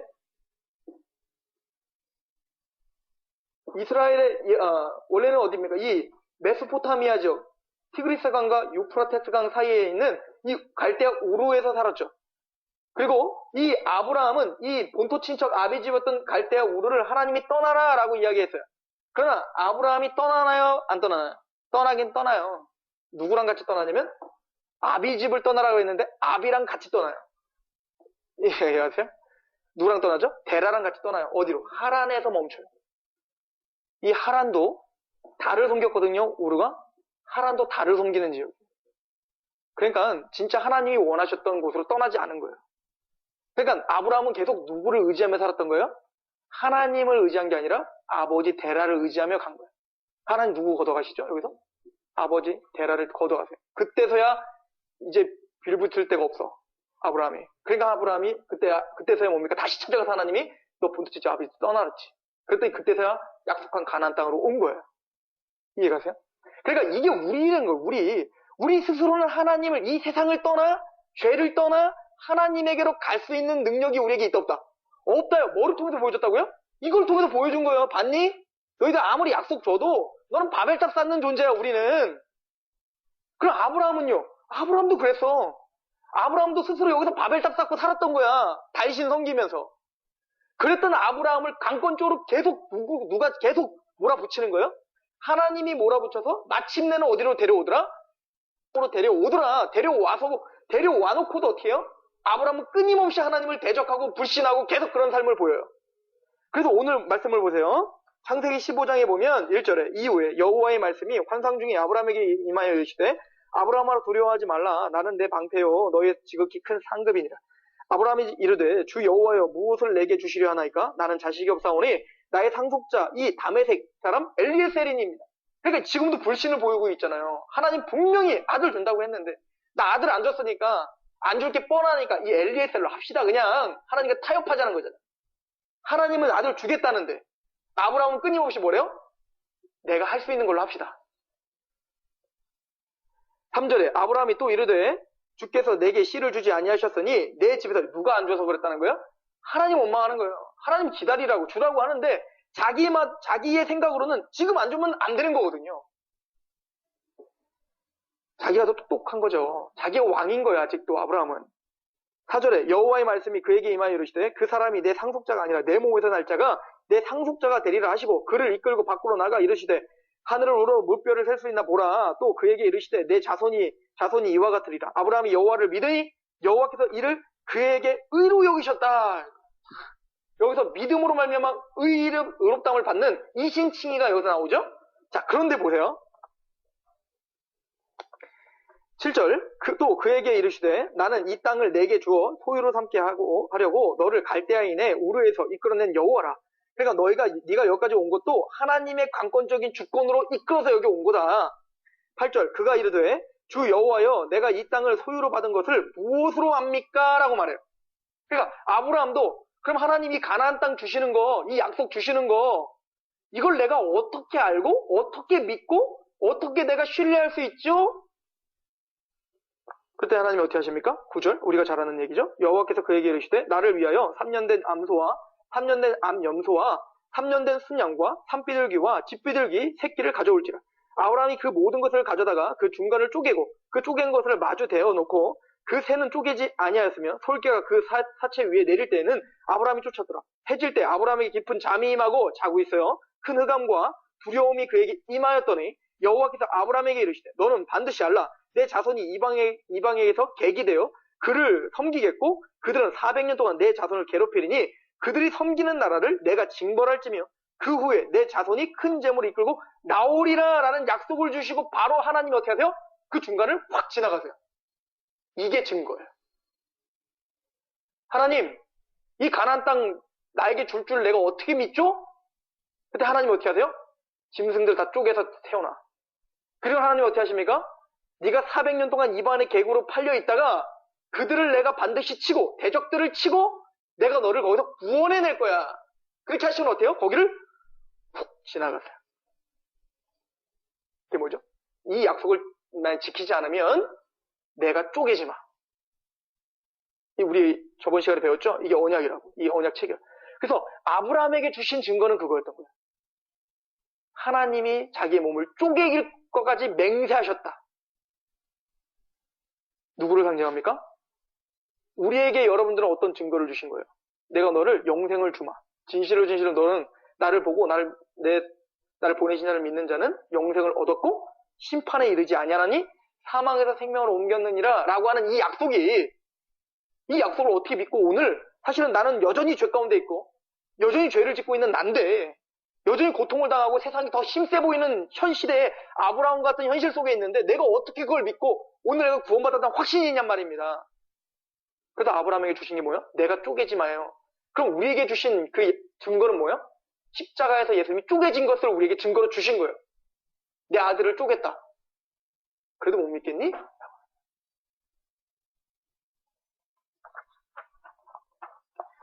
23페이지를 가보십시오. 창세기 17장에 가보시면 아브라함에게 그 언약을 좀 더 강하게 이야기합니다. 창세기 17장 1절에 아브라함이 99세 때 여호와께서 아브라함에게 나타나서 그에게 이르시되 나는 전능한 하나님이라 너는 내 앞에서 행하여 완전하라. 내가 내 언약을 나와 너 사이에 두어 너를 크게 번성하게 하리라 하시니 아브라함이 엎드렸더니 하나님이 또 그에게 말씀하여 이르시되 보라 내 언약이 너와 함께 있으니 너는 여러 민족의 아버지가 될지라. 이제 후로는 내 이름을 아브람이라 하지 말고 아브라함이라고 하리니 이는 내가 너를 여러 민족의 아버지가 되게 하리 함이라. 내가 너로 심히 번성하게 하리니 내가 내게서 내 민족들이 나게 하며 왕들이 내게로부터 나오리라. 내가 내 언약을 나와 너 및 내 대대 후손의 사이에 세워서 영원한 언약을 삼고 너와 내 후손의 하나님이 되리라. 자, 내가 너와 너의 하나님이 되리라. 이거 기억하라고 했죠? 자, 8절. 내가 너와 내 후손에게 내가 거류하는 이 땅 곧 가나안 온 땅을 주어 영원한 기업이 되게 하고 나는 그들의 하나님이 되리라. 이거 밑줄 그어 놓으시면 돼요. 9절. 하나님이 또 아브라함에게 이르시되 그런즉 너는 내 언약을 지키고 내 후손도 대대로 지키라. 너희 중 남자는 다 할례를 받으라. 이것이 나와 너희 후손 사이에 지킬 내 언약이니라. 라고 하죠. 자, 이미 의롭다함을 받고 언약을 체결하고 언약의 증거까지 보여준 아브라함에게 이제는 너는 그렇게 언약을 체결하고 넌 나의 백성이 됐고 그 백성들이 내가 하나님이 될 거니까 너는 뭐 받아라? 할례를 받아라. 라고 말해요.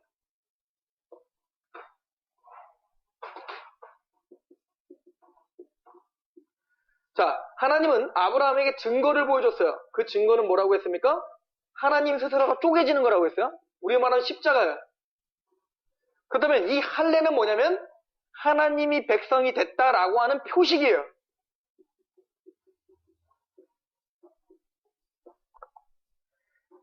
자, 우리는 그 십자가를 들고 하나님의 백성이 됐다는 표식을 받은 자인가를 살펴보면 되겠죠? 그래서 할례의 의미는 뭐냐면 여기 봤더니 뭡니까? 그 남자의 모든 생식기 표피를 제거하는 거죠. 그래서 할례라는 것은 이제는 너희는 사람에 의해서 난 백성이 아니고 하늘로부터 난 백성이란다. 너희는 나의 언약을 통해서 다시 태어난 백성이야. 그러니까 너희는 다른 이방인들과 같이 그냥 사람에 의해서 태어난 자가 아니라 너희는 나의 백성, 즉 하늘로부터 난 자. 이거를 우리는 뭐라고 하냐, 신약에서는 거듭남이라고 말한다고. 이해가시죠? 거듭남. 그래서 너희는 이미 할례를 받으라. 왜? 너희는 마음의 할례를 받았으니까. 신명기의 말씀이죠. 마음의 할례는 뭡니까? 마음의 할례를 받으라. 목숨을 다하고 뜻을 다하고 성품을 다하여 너희 하나님을 사랑하라. 이게 마음의 할례예요. 즉 너희가 이 은혜 언약을 받아 감사함으로 하나님을 사랑하는 자가 됐으니, 그래서 마음의 할례를 받았으니 너희의 겉으로 뭐라는 거예요? 표식을 내어서 나는 그렇게 하나님에게서 난 자입니다 라고 표식하라. 뭘 갖고 있는 자니까? 하나님이 스스로 쪼개진다는 언약의 증거를 갖고 있는 자니까. 마찬가지로 우리에게 대입을 해본다면 우리는 하나님께서 우리에게 영생을 주시겠다라고 하는, 영생을 이미 주셨다라고 하는 그 언약의 증거로 예수님이 십자가에서 쪼개지신 그 증거를 갖고 있는 자니까, 너희는 그래서 뭘 받은 자니까? 세례를 받은 자니까. 아까 뭐 입었어요? 우리는 예수님과 합하여 세례를 받아 예수님의 옷을 입어라. 즉 가죽 옷을 이미 입었으니까, 예수님의 의의 옷을 이미 너희는 입었으니까 너희는 세상에서 그냥 세상 속에서 살아가는 자가 아니라 위에서 난 자다, 거듭난 자다. 그래서 너희는 뭘 받아라? 물세례 받아라. 이해가시죠? 그래서 우린 구원받은 자가 물세례를 그래서 받는 거예요. 물속에 들어가서 어떻게 한 거예요? 나는 죽은 자입니다. 예수님과 함께. 그리고 물에 나오면서 나는 다시 살아난 자입니다. 그래서 우린 침례 받는 거예요. 그래서 나는 거듭난 자입니다 라는 고백으로 우리는 물세례를 받는 겁니다. 즉 이렇게 하나님은 아브라함에게 주신 언약을 통해서 우리에게 그 예수님의 십자가의 언약이, 그 은혜 언약이 어떻게 더 확실하게 되고 또 그 언약을 어떻게 하나님 믿게 해주시는지를 보여주고 계시는 거예요. 누구의 예표로? 우리 구원받을 교회의 예표로 보여주시고 계시는 거예요. 그런데 놀라운 것은 성경은 이렇게 잘 나가고 있는 중에 꼭 한번 말썽을 또 피워요. 아브라함이. 보세요. 16절. 내가 그에게 복을 주어 그가 내게 아들을 낳아주게 하며 내가 그에게 복을 주어 그를 여러 민족의 어머니가 되게 하리니 민족의 여러 왕이 그에게서 나리라. 17절 같이 읽어볼까요? 시작. 아브라함이 엎드려 웃으며 마음속으로 이르되 100세 된 사람이 어찌 자식을 낳을까? 사라는 90세니 어찌 출산하냐? 이게 우리예요. 하나님이 언약을 주고 막 쪼개지고 막 그러면 믿습니다 하다가 조금만 또 상황이 좀 자기 마음에는 이게 전혀 이루어질 것 같지 않을 때는 어때요? 웃어요 또. 하나님이 그러죠.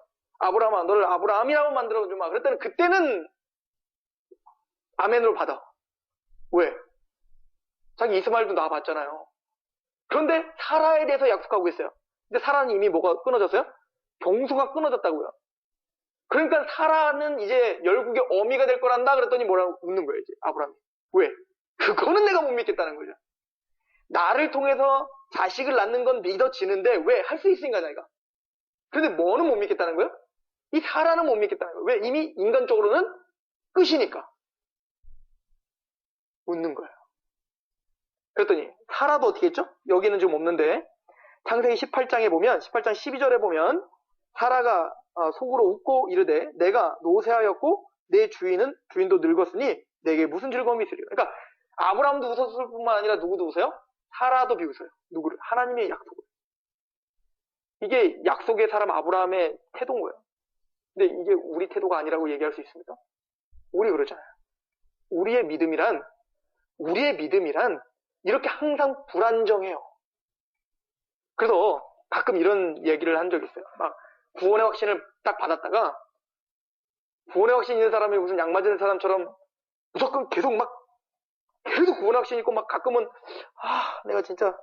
내가 이런데 정말 이럴 수 있을까라는 의심이 한 번도 안 들고 그냥 막 미친 듯이 계속 막 구원의 확신만 있고 막 그냥 보통적으로는 그렇게 하겠지만 그러나 의심 절대 막 의심하면 나 구원에 떨어졌구나 이거예요? 아닌 거예요. 그것까지도 인정하는 거예요 우리는. 이해 가세요? 나는 이런 존재구나. 아브라함이 그랬구나. 의롭다움을 받은 이후에도 하나님의 약속을 비웃는 존재구나. 내가 이렇게 불신앙이 가득한 존재구나를 보는 거예요, 우리는. 그런데 그 하나님의 말씀을 비웃었는데도 불구하고 마침내는 창세기 21장 6절 사라가 이르되 하나님이 나를 웃게 하시니 듣는 자가 다 나와 함께 웃으시로다. 즉 이삭을 드디어 낳은 거예요. 21장에. 그렇게 나는 불신앙을 보였는데도 불구하고 하나님은 신실하게 자기 몸을 쪼개면서까지 증거를 보여줬고 그 증거를 끝까지 성취하셔서 마침내는 이삭을 낳게 하시는 거예요. 그래 아브라함이 그 이삭의 이름을 이삭이라고 지은 거예요. 이삭의 이름 의미가 뭡니까? 웃음이잖아요.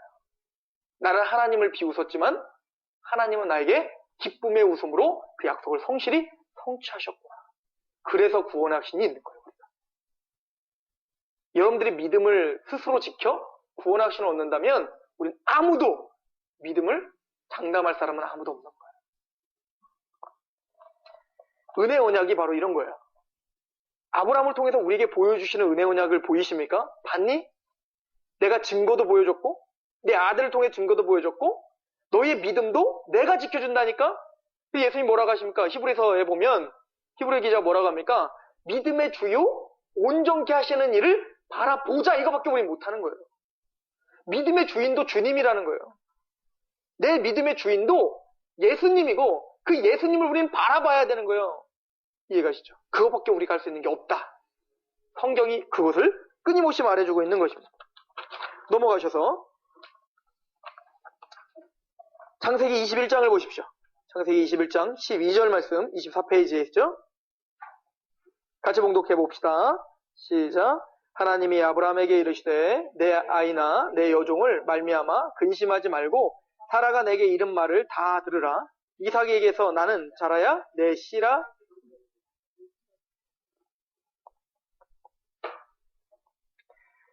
이삭에게서 난 자라야 내 씨라 부를 것이라 라고 하고 갈라디아서 이 씨는 여럿을 가리켜 후손들이라 하지 않고 오직 하나를 가리켜 자손이라 했으면 누굽니까? 바로 예수 그리스도.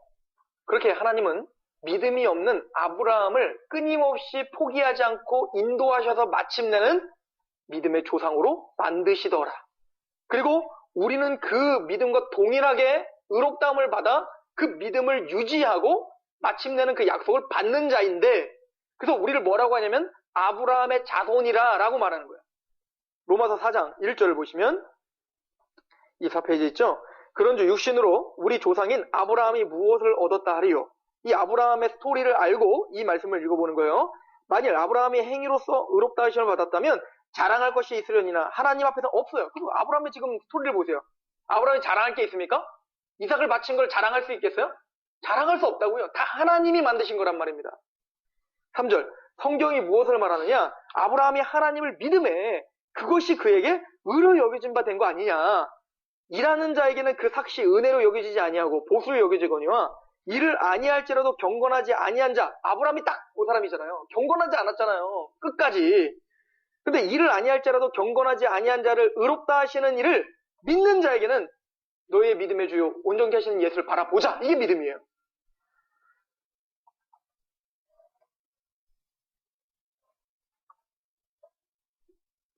믿는 자에게는 그의 믿음을 의로 여기신다. 우리 구원의 힘이 배운 거예요. 그래서 맞습니다, 주님. 난 이렇게 믿음이 약한 자고 난 이렇게 주님을 웃을 수밖에 없는 자입니다. 난 이런 죄인입니다. 그럼에도 불구하고 나를 이렇게 예수 그리스도를 증거로 보여주시고 나에게 의롭다 해주시고 나를 구원시켰다라고 선포하시니 감사합니다. 라고 믿는 거예요. 그랬더니 하나님이 그 믿음을 보시고 뭘로 여기세요? 너 의인이다 라고 보신다는 거예요. 6절 일한 것이 없이 하나님께 의로 여기심을 받은 사람의 복에 대하여 다윗이 말한 바 불법이 사함을 받고 죄가 가려짐을 받은 사람은 복이 있고 뭡니까? 예수님의 옷으로 덧입은 자, 그 짐승의 가죽 옷을 덧입은 자, 주께서 그 죄를 인정하지 아니하실 사람은 복이 있도다 함과 같으니라. 아브라함 보세요. 그 죄를 졌는데 책망하자 끝까지 데리고 가시잖아요. 그런즉 이 복이 할례자에게냐 혹은 무할례자에게도냐 무릇 우리가 말하기를 아브라함에게는 그 믿음이 의로 여겨졌다 하노라. 그런즉 그것이 어떻게 여겨졌느냐? 할례시냐 무할례시냐? 할례시가 아니요 무할례시니라.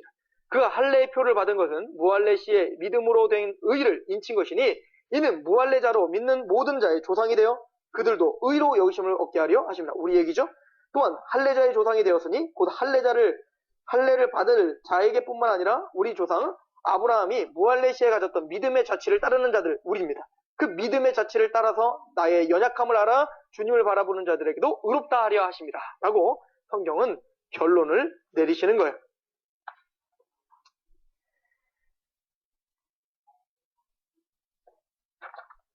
쭉 넘어가겠습니다. 그렇게 하고는 하나님이 아브라함에게 이런 은혜 언약을 선포하셔서 그 은혜 언약이 어떻게 시작되는지를 보여줬어요. 그렇게 하고는 이삭과 야곱에게도 동일한 약속으로 주셨죠. 이게 아브라함의 언약이에요. 그리고는 이제 창세기가 끝나고 출애굽기가 시작됩니다. 그죠? 그리고 모세를 불러주셔서 아브라함이 그러면 은혜 언약으로 그렇게 구원을 받아 가나안 땅을 줬지. 그런데 이 가나안 땅을 줬는데 약속이 하나님이 쪼개짐으로 말미암아 그리고 하나님의 노력과 하나님의 열심으로 아브라함에게 그렇게 약속이 성취됐지. 그런데 이것이 더 구체적으로 그러면 구체적으로 어떠한 방편으로 하나님이 열심인데 어떠한 열심으로 아브라함의 약속이 성취되는지를 보여줄게. 가 바로 모세를 통해서요. 그래서 모세를 통해서 이제 한 민족 이스라엘을 택하여 이스라엘이 애굽에 갔다가 애굽에서 출애굽을 하여 홍해를 건너고 광야를 걷다가 이제는 뭡니까? 요단을 건너 가나안까지 가는 그 모든 여정을 통하여 이제 뭡니까? 이제 하나님의 열심이 무엇을 이루려는지를 보여주는 거예요. 예를 들어서 구원이 뭔지를 보여주려고 하는 거죠. 구원.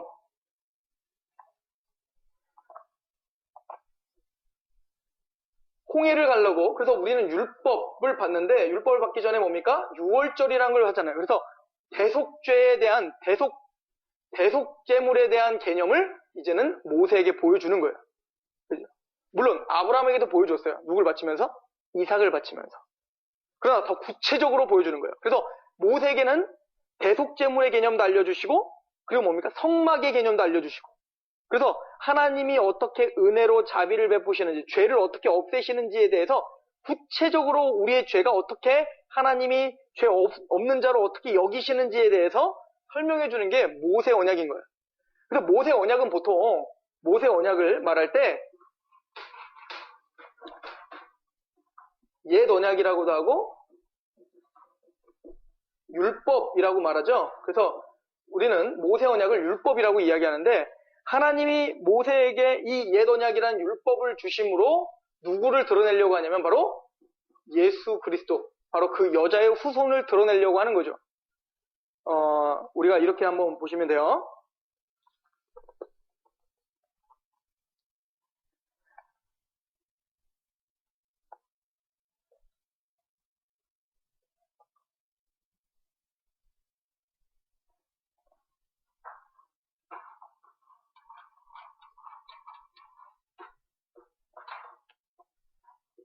이스라엘이 애굽에 있었어요. 애굽에 있다가 홍해를 건너고 구원이라는 걸 봤죠. 물론 그 앞에는 대속제물, 유월절 어린 양이 있었어요. 그리고는 구원을 받습니다. 그리고 광야 40년을 걸어요. 그리고는 마침내는 요단강을 건너 가나안이라고 하는 약속의 땅으로 들어가요. 그래서 하나님이 모세에게 나타나셨을 때 하나님이 주신 것은 아브라함과 이삭과 야곱에게 주신 약속 때문에 그 약속을 기억함으로 내가 너희를 애굽에서 건져주마라고 약속을 했어요. 그죠? 그렇게 시작을 했는데 그렇게 시작을 해서 그 애굽에서 속량하시고 광야 40년 동안 끌고 가세요. 그리고는 가나안에 성취를 하는데 자 이거를 이 모세에게 주신 이스라엘 백성들의 어떤 그 여호수아까지 일어나는 그 성취를 좀 더 확대해서 한번 보세요. 하나님께서 인간을 만드시고 창조하시고 마침내는 어디로 인도하실 거예요? 태하늘과 새 땅으로 인도하실 거예요.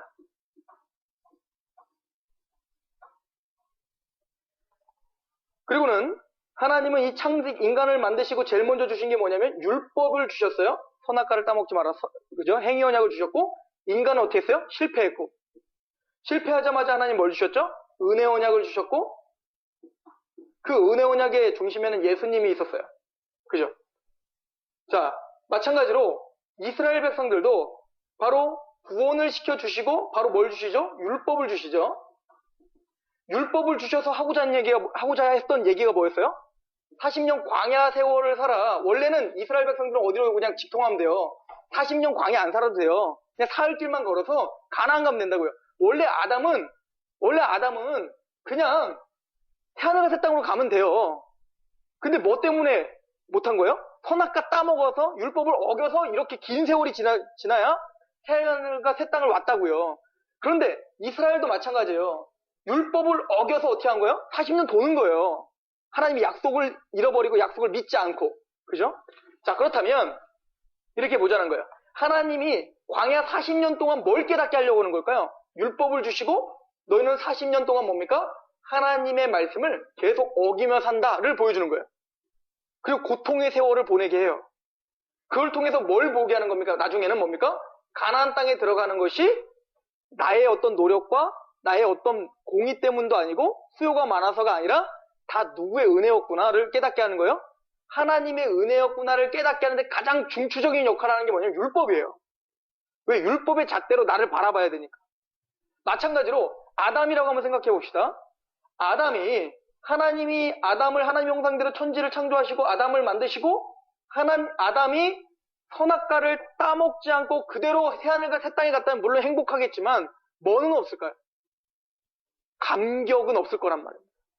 내가 왜 이런 구원의 감격, 내가 왜 이 자리에 있지에 대한 은혜를 몰랐을 거란 말이에요. 그런데 아담이 선악과를 따먹고 난 다음에 그러면 여기서 우리가 하나님이 선악과를 아담에게 준 목적을 우리가 대충 짐작하는 거예요. 그렇다고 말 못하지만 대충은 짐작하는 거예요. 뭐죠? 하나님이 선악과를 통해서 죄를 허용하시는 거예요. 뭘 위해서일까요? 뭘 위해서냐면 계시록에 가면 뭘 위해서인지 알아요. 자, 알려드릴게요.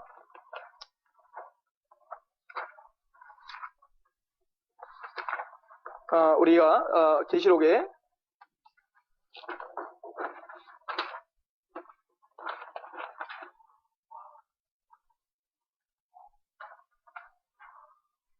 잠시만요.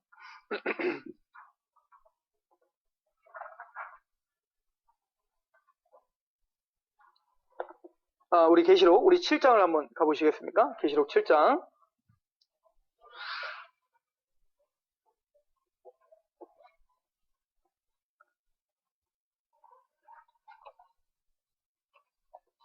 죄송합니다. 여기에는 없고요. 우리 성경을 보셔야 돼요. 계시록 7장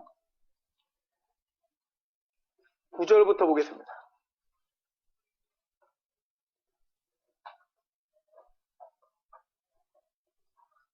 9절부터 제가 한번 읽어볼게요.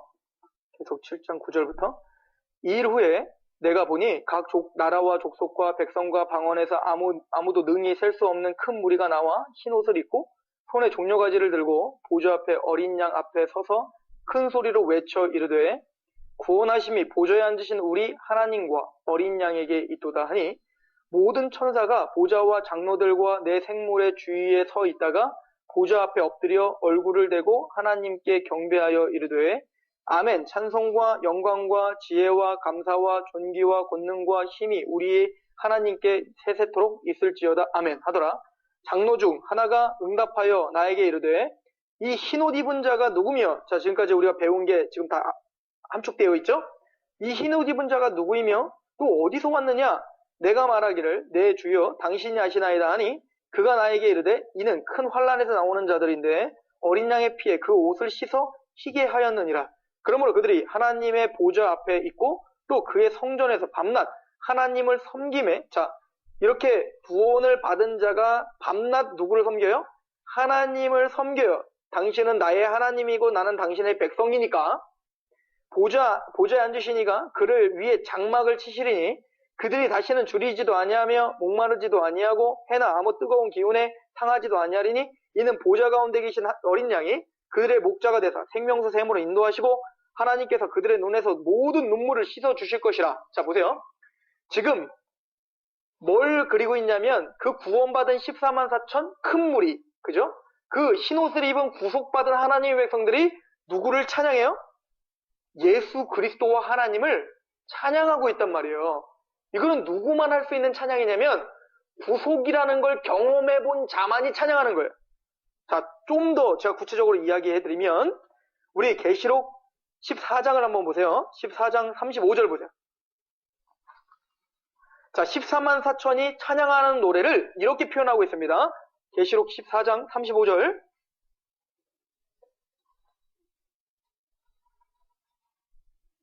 없죠? 어디 있냐면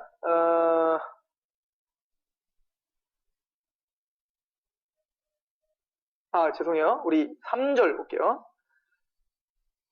3절부터 5절. 3절부터 5절을 35절이라고 했네요.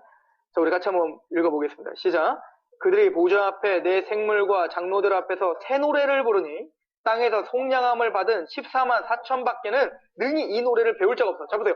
새 노래, 시편에도 많이 나오는 이 새 노래, 이 새 노래는 누구밖에 부를 자가 없어요? 땅에서 속량함을 받은 14만 4천. 그러니까 속량함이라는 구속을 경험한 자만이 부를 수 있는 게 뭐예요? 새 노래라고요. 새 노래. 4절. 이 사람들은 여자와 더불어 더럽히지 아니하고 순결한 자라 어린 양이 어디로 인도하든지 따라가는 자며 사람 가운데에서 속량함을 받은 처음 익은 열매로 하나님과 어린 양에게 속한 자들이니 그 입에 거짓말이 없고 흠이 없는 자들이에요. 그러니까 예수님의 그 속량함을 경험한 자들만 부를 수 있는 노래, 감격의 노래, 새 노래예요. 이거를 계시록은 무슨 노래와도 이야기하냐면 우리 계시록 15장도 보세요. 15장 2절 4절. 이제 좀 구약과 신약 전체가 보일 거예요. 15장 2절 4절 같이 읽어볼게요. 시작. 또 내가 보니 불이 섞인 유리바다 같은 것이 있었고 짐승과 그의 우상과 그의 이름의 수를 이기고 벗어난 자들인데 유리바다가에 서서 하나님의 검은고를 가지고, 자, 여기 보면 그 짐승과 그의 우상과 그의 이름의 수가 뭐예요? 666이죠. 그 666을 이기는 자가 있어요. 그 이기는 자는 누구냐면 새 노래를 부르는 자예요. 그럼 이 새 노래가 뭐냐? 3절 시작. 하나님의 종 모세의 노래, 어린 양의 노래. 모세의 노래도 새 노래고 어린 양의 노래도 새 노래고. 그럼 모세의 노래는 뭐예요? 출애굽을 경험한 자가 미리암이 소고를 치며 너무 기뻐서 하나님 앞에 경배를 부른 노래가 새 노래예요. 이해가시죠? 그 구원의 경험이 있어 부른 노래가 모세의 노래인데 그 노래가 우리는 무슨 노래예요? 어린 양의 노래. 그러니까 출애굽은 우리에게 무엇을 보여주는 거예요? 어린 양의 구속을 보여주는 여정인 거죠. 그래서 우리는 예수 그리스도의 십자가로 구원을 경험한 그 감격을 갖고 부르는 노래. 이게 뭐예요? 새 노래예요. 그러니까 옛 언약 시대의 사람들도 새 노래를 부르고 시편에서 새 노래로 부르자라고 하잖아요. 이 새 노래란 구속을 경험한 자의 노래고 신약 시대에도 바로 새 노래를 부르는 거예요. 그래서 하나님은 기도하셨을 때 무엇을 요구한 거예요? 예배자라면서요. 예배자. 그죠? 예배를 위해서 목적을 두고 창조하셨다면서요. 그래서 하나님은 아담을 창조하시고 벌거벗은 채로 만드신 이유가 뭐냐면 아담에게 뭘 입혀줄 거니까 이 흰옷을 입혀주실 거를 목적으로 한 거예요. 그런데 하나님은 아담에게서 새 노래를 받아내고야 마실 거예요. 그럼 뭐가 필요한 거예요? 선악과가 그래서 필요했던 거예요. 율법이 필요했다고요. 아담아, 네가 아무리 거룩한 자이지만 죄가 없는 자이지만 너는 이것을 먹을 수밖에 없는 걸 봤니? 그리고 하나님은 준비했다는 듯이 그 아담에게 바로 여자의 후손 메시아를 선포해 주신 거예요. 그리고는 아브라함에게 그게 뭡니까? 그 여자의 후손인 그가 내가 몸이 쪼개지면서 새 노래를 부르게 할 거란다를 보여줬다고요. 그리고 그 언약의 성취가 누구라는 거예요? 예수 그리스도라는 거예요. 그래서 이 모세의 언약은 율법을 통하여서 모세에게 속하여 구원을 받은 자가 모세의 노래를 부른 것. 마찬가지로 이 모세는 바로 예수님을 예표하듯이 예수 그리스도께 속하여 우리는 다 어린 양의 피에 구원을 받아 뭘 부르는 자로 만드셨다? 새 노래를 부르는 자로 만드셨다. 거기에는 내 의가 없어요. 내 공의가 없고 나의 어떤 행함이 없어요.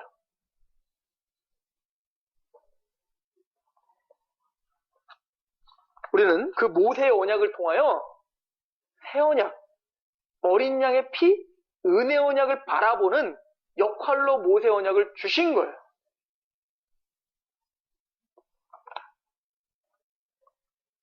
뭘 말하고 싶은 겁니까? 언약은 전적인 은혜로 주어지는 거야. 그래서 가나안 땅을 성취하게 하시는 거예요. 그리고는 제가 또 다 지워버렸네요. 그래서 민수기 신명기까지 다 그 얘기를 한 다음에 여호수아서부터 이제 본격적으로 그 땅이 어떻게 성취되는지를 보여주는 거예요. 그러나 너희들에겐 사사기도 있어. 그죠? 영혼의 사사기가 있다고요. 여전히 하나님이 우리의 왕이 되어야 되는데 왕이 안 되고 자꾸 누가 왕이 돼요? 지들이 왕인 것처럼 그렇게 살더라. 이게 사사기시잖아요. 우리가 구원받은 우리들도 하나님이 온전히 내 마음의 왕이 되셔야 되는데 그 은혜를 받은 우리들조차 우리도 어떻게 해요? 사사시대를 걷고 있는 거예요. 하나님 그거 내비두시겠다? 안 하시겠다. 물론 사사기 안에 있는 그 사사들을 통해서 또 예수님이 또 보여요. 은혜 언약이 또 객관적으로 보이지만 전체적으로 보는 거예요. 그래서 하나님은 그 하나님의 나라, 그 가나안 땅에, 성취된 가나안 땅에 누구를 온전히 왕으로 섬기는 왕국을 세울 거예요? 하나님을 온전히 왕으로 섬기는 왕국을 세울 건데 그래서 보여지는 왕이 하나 필요했고 그게 누구였다? 다윗이었고 그게 다윗 왕국이었단 말이에요. 왜요? 다윗은 하나님을 철저히 하나님 앞에 순복하는 자였고 그 백성을 하나님께 순복시키는 왕이 필요했고 그래서 그 메시아, 그 아브라함의 자손으로 온 누구? 다윗이 바로 이스라엘 백성들을 왕국을 완성시키는 모형으로 보여지는 거예요. 그리고 더 그걸 굳건하게 하는 자가 누구예요? 솔로몬인 거죠. 솔로몬의 이름이 뭐예요? 평강의 왕이죠. 즉 그 평강의 왕이 누구를 가리키는 거예요? 예수 그리스도를 가리키는 거예요. 그래서 역사서는 그렇게 끝나는 거예요. 물론 뒤에 있지만 즉 하나님의 왕국이 어떻게 성취됐고 어떻게 이스라엘 백성들이 하나님의 말씀에 순복하는 제대로 된 완성된 왕국이 다윗을 통해서 이루어지는지를 보여줬죠. 이해가세요? 그래서 예수님을 뭐라고 하냐면 아브라함과 다윗의 자손 예수라고 하는 거예요. 그래서 아브라함을 통해서 보여줬던 그 쪼개지는 역사를 예수님의 십자가를 통해서 이루어주고 다윗의 자손으로 오신 예수님이 우리 안에서 왕 되어주셔서 우리가 하나님 앞에 순복할 수 있도록 우리를 하나님의 나라가 우리 마음 안에 이루어질 수 있도록 하시는 왕. 그분이 바로 예수님이고 다윗에게 하나님 다윗의 언약이라는 게 또 있어요. 다윗의 언약은 뭡니까? 내가 너의 나라를 영원히 견고하게 해줄게. 그래서 그 다윗의 왕국은 영원히 견고하게 되리라. 이게 다니엘서의 예언이죠. 그게 뭡니까? 바로 그 다윗의 왕국은 바로 뜨인 돌이 사람이 닿지 않은 그 뜨인 돌이 세상의 모든 바벨탑과 모든 우상을 다 무너뜨려버리고 영원한 나라를 세우리라. 그래서 이 메시지를 가지고 이제 누가 전하는 거죠? 선지서들이 전하는 거예요. 자, 지금까지 있었던 이스라엘 역사가 바로 이 예수 그리스도를 나타낸 거야 라고 계속 이제 메시아를 이제 직접적으로 예언하기 시작하는 거예요. 이해가시죠? 그래서 이사야서 막 예레미야 거기 보면 이제 예수님에 대해서 막 직접적으로 막 이사야서 같은 경우는 막 직접적으로 막 예언하잖아요. 처녀로 태어나야 될 것이고 그의 이름은 기묘자라 모사라 평강의 왕이라 그렇게 고난을 당하실 것이고 이해가십니까? 그렇게 토스를 받아 드디어 그 구약 전체에서 예언된 그분이 이 땅에 이 말씀이 육신을 입고 이 땅 가운데 거하셨대가 복음서잖아요. 요한복음이고. 그리고 마태복음은 반니 아브라함과 다윗의 자손의 세계라 라고 하면서 족보를 보여주는 거잖아요. 바로 이 언약의 성취, 은혜 언약의 성취이신 예수님이 바로 오셨다. 그 여자의 후손이 오셨다를 보여주는 거죠. 그래서 예수님이 어떻게 행하셨는지를 보여주고 그 예수님의 나라가 어떻게 확장되는지를 원리를 보여주어서 사도행전이 나오고 그리고는 그 서신서가 이 확장하는 과정 속에서 구원받은 하나님의 백성은 어떤 태도와 어떻게 하나님의 약속을 믿으며 살아가야 되는지 구체적인 그 내용들을 서신서에서 보여주며 마침내는 그래 이렇게 해서 어떻게 완성될 건지를 요한계시록에 보여주면서 성경은 끝나는 거예요. 그러니까 성경 처음부터 끝까지 다 뭐로부터 시작한 거예요? 여자의 후손으로 시작해서 여자의 후손이 어떻게 완성시키는지를 보여주고 그 과정은 어떻게 그 과정을 인도하는데 하나님의 은혜가 개입하는지를 보여주는 거죠. 이게 성경이에요. 그러니까 우리가 성경을 보면서 이 처음과 끝과 그 인도하는 그 여정, 그 방법은 은혜인데 그 은혜의 여정을 이해하지 못하고 그 은혜의 목적인 예수님을 이해하지 못한다면 우리 성경 못 보는 거예요. 아무리 성경을 몇 독할지라도 그 구절들을 통해서 이 이야기를 빼놓고 우리가 이야기해버리면 그거는 성경을 제대로 이해 못하는 거죠. 아무리 윤리적인 이야기를 할지라도 윤리 있어요 성경에. 그러나 그 윤리도 반드시 이 이야기 위에서 있어야 돼요. 그래서 스펄전은 십자가가 없는 설교는 설교가 아니라고까지 이야기한 이유가 성경이 그거 빼면 빈털털인데 성경 그거 빼면요 유교의 어떤 경전과 똑같은 치부를 받을 수밖에 없는 거예요. 유교보다 좀 더 고차원적인 도덕을 마련하는 거. 그죠? 원수까지 사랑하라고 하니까 성경 전체는 은혜 언약이 꿰뚫고 있는 거예요. 그래서 이 이야기를 성경에 담아내고 있다. 여러분들은 그 은혜 가운데 사시는 것입니다. 그 은혜 가운데 그리고 이미 하나님은 제가 아까 시작할 때 어떻게 했어요? 묵시 속에 즉 영원 속에 이미 이뤄놓은 것을 역사로 지금 진행 중인 것이에요. 그러니까 우리는 갈 바를 알지 못해요. 내가 어떻게 될지 또 내 인생이 어떻게 될지 또 이 지구가 어떻게 될지 온난화가 오고 뭐 엎어지고 뒤집어지고 막 그러잖아요. 지금 불안하죠. 슈퍼박테리아가 생긴다고도 하고 뭐 항암제가 듣지도 않고 뭐 그렇대요. 그러나 우리는 그럼에도 불구하고 평안할 수 있는 이유는 하나님의 계시와 이미 완성된 그 언약이 성실히 성취되고 있는 중이니까 그걸 믿고 평안할 수 있는 게 백성인 거예요. 하나님 백성. 구속 언약은 제가 일부러 짧게 설명하려고 안 했어요. 구속 언약이란 예정이에요. 즉 이 모든 역사를 이미 창세전에 다 예언해놨어. 그래서 에베소서 1장 4절에 창세전에 그리스도 안에서 우리를 택하사라고 하죠. 또 여러분들을 택하시고 여기에 앉아있게 하신 모든 것은 다 이미 성부와 성자와 성령 하나님이 이미 협의하시고 이미 계획하신 것의 성취일 뿐이지 그 어떤 것도 아니에요.